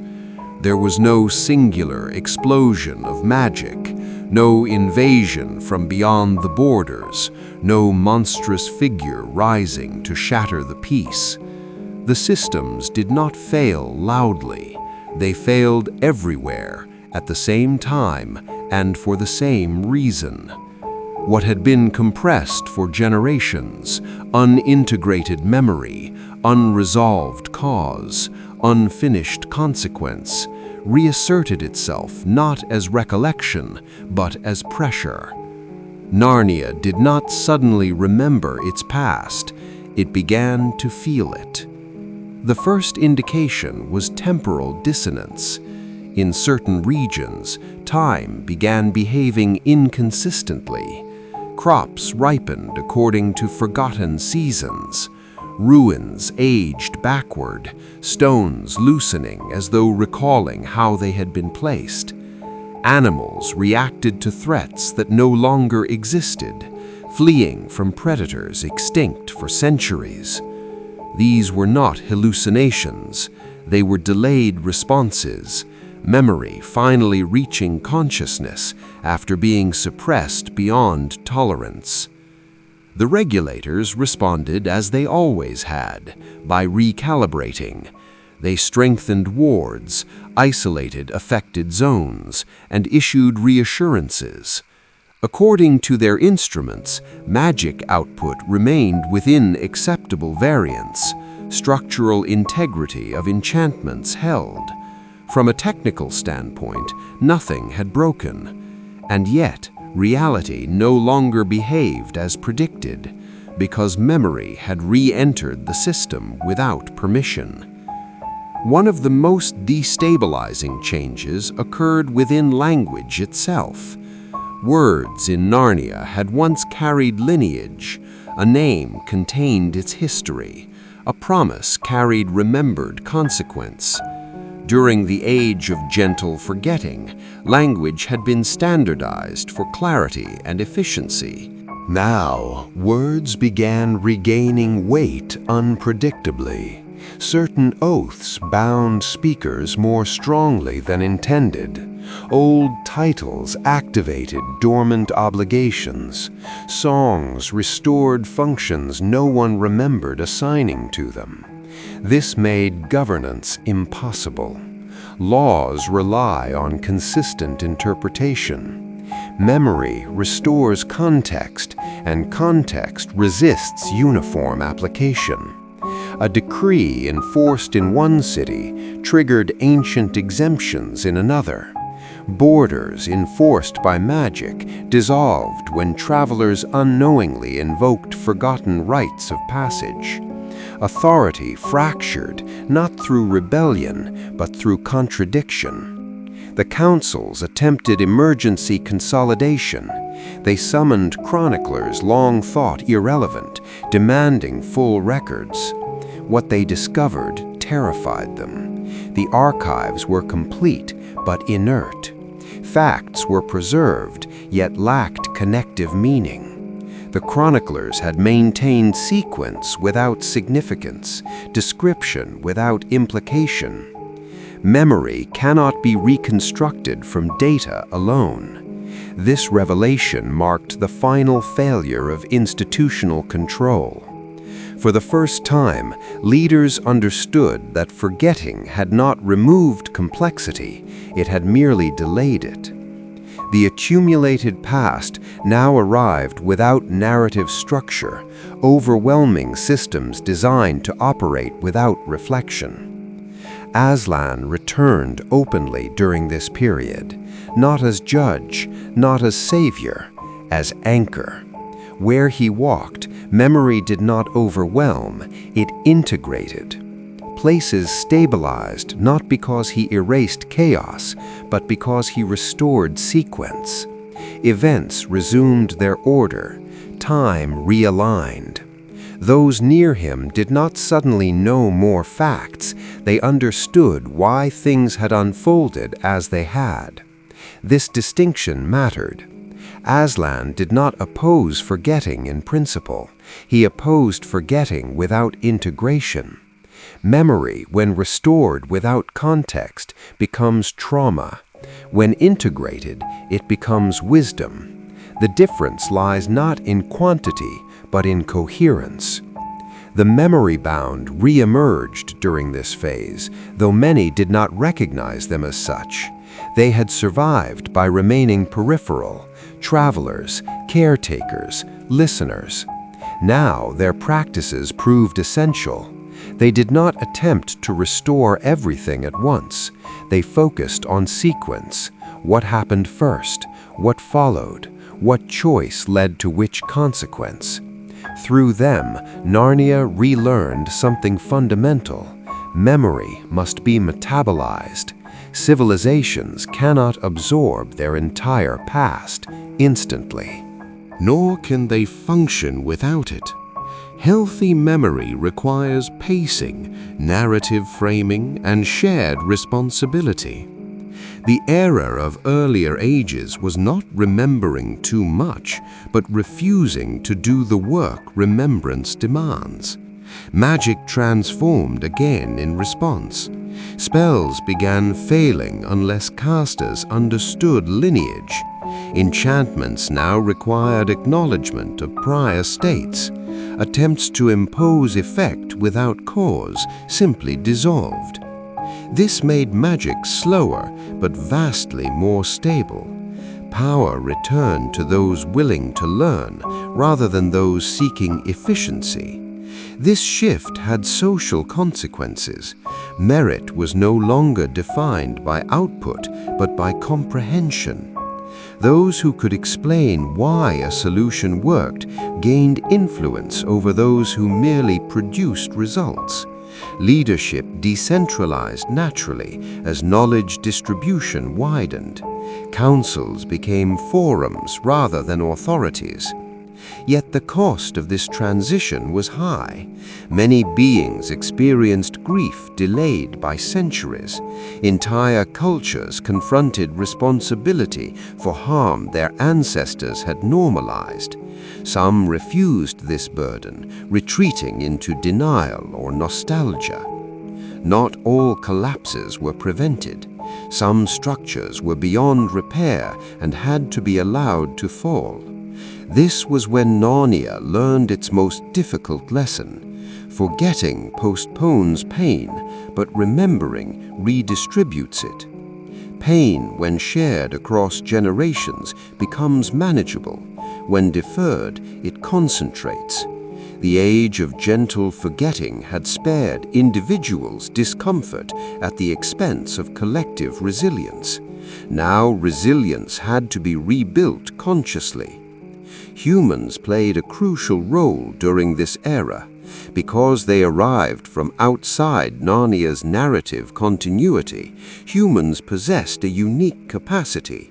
They could remember without inherited guilt. They asked questions others avoided. They connected fragments without personal investment. This made them ideal integrators, not rulers, but translators between eras.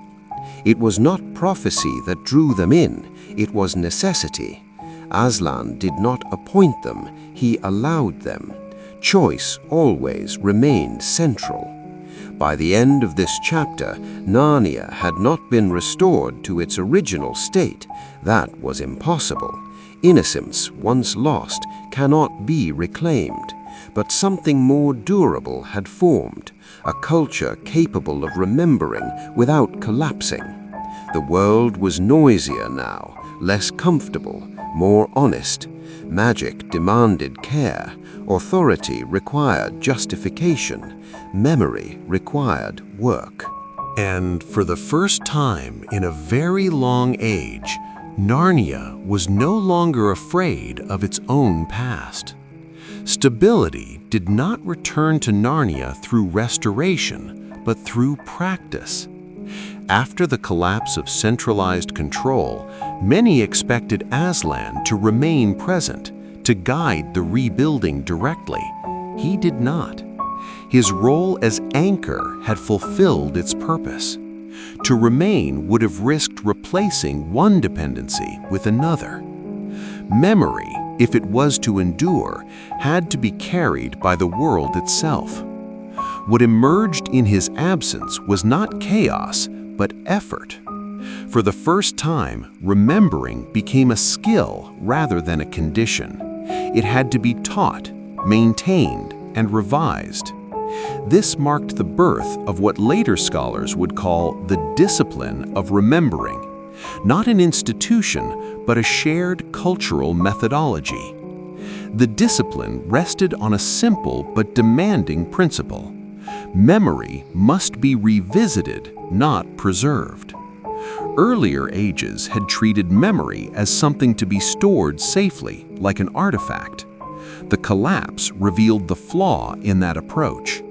Stored memory becomes rigid. Untouched memory becomes myth. Only memory that is repeatedly interpreted remains functional. Thus, Narnian communities began holding what were called returns. A return was not a commemoration, it was an examination. An event, often a painful one, would be retold from multiple perspectives, including those previously excluded. Not to assign blame, but to map causality accurately. Participants were encouraged to trace decisions forward rather than backward, identifying how small choices compounded over time. This practice was slow, uncomfortable, and remarkably effective. Magic responded almost immediately. Spells cast in regions that practiced returns behaved differently. They adapted mid-casting, adjusting outcomes in response to contextual understanding. Enchantments became less absolute, more responsive. A protective ward, for example, would no longer repel all threats indiscriminately, but distinguish between intrusion and approach, intent and accident. This demonstrated a crucial truth. Magic was never neutral. It mirrored the cognitive habits of its users. In areas where memory was examined critically, magic became discerning. Where memory was avoided, magic reverted to blunt force. This realization reshaped education entirely. Rather than teaching history chronologically, Narnian mentors taught decision trees. Students would follow a single choice across generations, observing how it reshaped geography, politics, and culture. This trained minds to think longitudinally. Responsibility was no longer tied to immediate outcomes, but to delayed effects. As a result, ambition changed. Younger Narnians became less interested in rapid advancement and more attentive to systemic influence. Leadership roles lost their appeal as positions of control and gained meaning as roles of stewardship. Authority, now inseparable from explanation, could no longer hide behind tradition or power. Not all welcomed this change. There were those who longed for the comfort of simplicity, for clear villains and unquestioned rules. Some attempted to revive the old systems, restoring standardized magic and centralized archives. These efforts failed, not through opposition, but through irrelevance. The world no longer responded to those models. Magic refused to cooperate with forgetting. Spells cast without contextual awareness unraveled. Wards collapsed under unacknowledged history. Attempts to isolate regions from memory created instability at their borders as unresolved causality leaked outward. For the first time, memory enforced consequences directly. This did not mean Narnia became just. Justice still required effort, empathy, and restraint. But injustice became harder to sustain invisibly. Systems built on denial destabilized themselves. Cultures that avoided returns accumulated pressure until fracture occurred naturally. Humans during this era underwent a subtle transformation in role. They were no longer rare visitors, nor were they instruments of prophecy. Instead, they became external references. Their presence allowed Narnians to test narratives against perspectives untouched by internal memory loops. Humans questioned assumptions that felt natural to natives. They noticed inconsistencies others had normalized. This was not always welcome. Some Narnians resented being reminded of what they preferred to reinterpret. Others accused humans of lacking emotional stake. Yet over time, it became clear that distance was not indifference, it was clarity. Through this exchange, Narnia developed its first true historiography, not a record of what happened, but a record of how understanding evolved. Events were documented alongside later reinterpretations, revisions, and corrections. History became layered, not linear. This allowed future generations to see how certainty itself had changed. One of the most significant consequences of this approach concerned power transfer. Previously, authority had passed through lineage, appointment, or conquest. Now, influence shifted toward those capable of synthesis. Individuals who could connect disparate memories, reconcile conflicting accounts, and articulate consequence gained trust organically. This made power less visible, but more stable. No single ruler dominated. Instead, networks of understanding guided decisions. When errors occurred, they were addressed openly, integrated into future planning rather than concealed. For the first time since its creation, Narnia began generating adaptive memory. Adaptive memory differs from tradition in one crucial way: it anticipates change. Rather than clinging to precedent, it tracks pattern. It allows cultures to adjust without erasing identity. Magic, now aligned with this system, became quieter. Spectacular feats grew rare, not because they were impossible, but because they were unnecessary.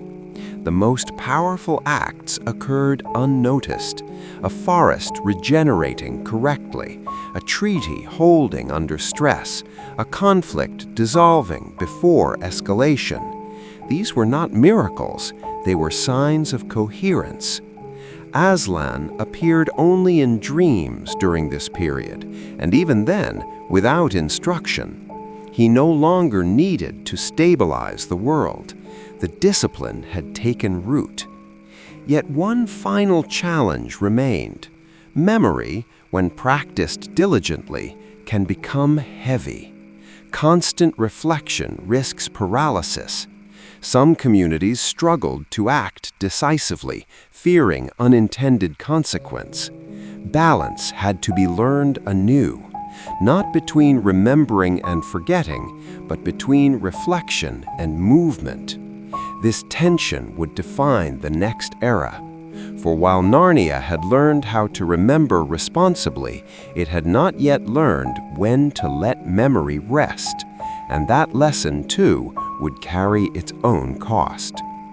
In the earliest days of Narnia, before its history hardened into stories and symbols, the world did not yet understand what power truly was.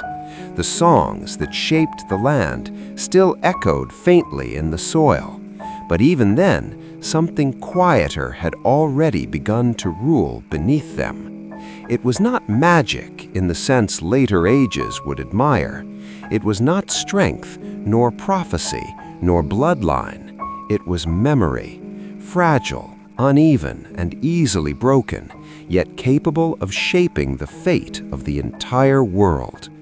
When Aslan sang Narnia into being, creation itself was an act of remembrance. Each note did not merely summon matter into existence, it anchored meaning. Hills rose, not only because they were called forth, but because they were remembered as hills, given identity at the moment of birth. Rivers flowed because their paths were held in awareness, not because water obeyed gravity alone. In this way, the first law of Narnia was not enchantment, but continuity. Things endured only so long as they were known. This is why the earliest creatures of Narnia were not immediately powerful. They were attentive. Dryads listened more than they acted. Naiads watched the passage of time through water.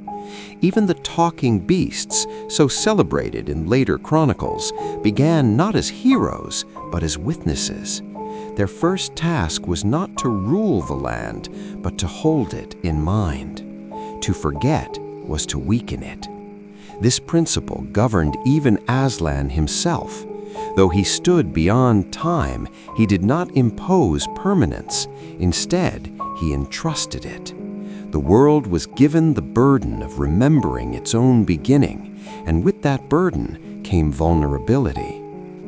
Power in Narnia was never centralized, it was distributed through awareness. When memory fractured, so did authority. The witch's arrival generations later is often framed as an invasion of cold magic, but this misunderstands her true weapon. Jadis did not conquer Narnia by force alone. She arrived at a moment of thinning remembrance, when the land had already begun to forget why it existed. Her winter was not merely physical, it was mnemonic. Snow covered landmarks, ice dulled stories. Time itself slowed because fewer beings remembered how it should move. This is why her reign depended so heavily on erasure. She silenced old songs. She turned living creatures to stone, not simply to immobilize them, but to interrupt the chain of recall. A statue remembers nothing. It cannot testify. In doing so, she weakened the land more effectively than any spell could. Even the famous phrase, "always winter, never Christmas," reveals this deeper truth. Christmas was not delayed because of magic interference. It vanished because its meaning had slipped from collective memory. Celebration requires continuity. Ritual survives only through repetition. Once the pattern broke, the season itself lost its footing in reality. Resistance, therefore, did not begin with armies or rebellion. It began with remembering. Mr. Tumnus's act of mercy toward Lucy was not courageous in the traditional sense. It was an act of recall. He remembered what kindness once meant. He remembered a Narnia before fear dictated behavior. That memory restored a small but critical fracture in the witch's control. This is why the Pevensey children mattered long before prophecy attached to them. They arrived from a world governed by linear time and preserved history. Their memories were trained, structured, and stubborn. Lucy's insistence on the truth of Narnia, even when dismissed, functioned as an anchor. She did not merely believe, she retained. Her refusal to forget stabilized the world around her. Edmund's betrayal, too, must be understood through this lens. His failure was not moral weakness alone, but selective memory. He forgot the cost of loyalty and remembered only the promise of reward. The witch's enchantment worked because it edited his perception of past and future. In Narnia, temptation often operates by narrowing what one remembers. Aslan's sacrifice later would be misunderstood if viewed purely as redemptive magic. The deeper mechanism was restorative memory. By submitting to the stone table, Aslan reactivated an older law, one so ancient it had been forgotten even by the witch. This was not a hidden spell, it was a precedent, a truth embedded at the world's creation, dormant only because no one remembered it fully. The deep magic from the dawn of time governed punishment, but deeper still was a logic rooted in remembrance, that innocence voluntarily given restores what violence attempts to erase. When Aslan rose again, it was not because death failed, but because the world recalled what it had always allowed under certain conditions. From this moment onward, Narnia's history becomes increasingly shaped by what is remembered and what is allowed to fade. Kings rise not because they are strongest, but because their reign aligns with the land's retained identity. When rulers forget this, when they treat power as ownership rather than stewardship, Narnia responds not with rebellion, but with amnesia. Roads vanish, borders blur, entire ages slip out of focus. This is why later Narnians speak of the old days with such uncertainty. It is not merely the passage of time, it is erosion. Each forgotten truth weakens the world's coherence. Magic still functions, but it becomes erratic. Creatures still speak, but fewer listen. History does not repeat because repetition requires memory, and memory has become uneven. By the time humans return to Narnia in later ages, the land itself behaves like something half-remembered. Entrances shift, time compresses or expands unpredictably. These are not accidents, they are symptoms. Narnia does not decay from external threat, but from internal forgetting. This is the quiet tragedy beneath its beauty. The world does not end because it is destroyed. It ends because too few remember why it should continue. And yet, memory in Narnia is never fully extinguished. It lingers in fragments, songs half known, names spoken without understanding, ruins whose purpose no one recalls. These remnants wait, not for heroes, but for witnesses willing to remember them back into meaning. The generations that followed Aslan's return inherited a restored world, but not an immune one. Peace returned to Narnia, yet peace did not strengthen memory by itself. In fact, it often weakened it. When danger receded, attention followed. Songs were sung for pleasure rather than preservation. Stories became entertainment instead of instruction. This subtle shift marked the beginning of a new era, one defined not by tyranny, but by neglect. During the reign of the first kings and queens, memory was still active, but it had begun to rely on institutions rather than people. Archives were built, chronicles were commissioned, trees were marked. What had once lived in shared awareness was now stored. This was efficient, but dangerous. Stored memory can be abandoned, lived memory cannot. This period saw the rise of what later scholars would quietly call selective remembrance. Certain events were recorded meticulously, victories, coronations, alliances, while others were allowed to soften. Failures were summarized, compromises were excused. The land did not respond immediately, but it noted the imbalance. In Narnia, the land always notes. This is when the forests began to thin their voices. Dryads still existed, but fewer were fully awake.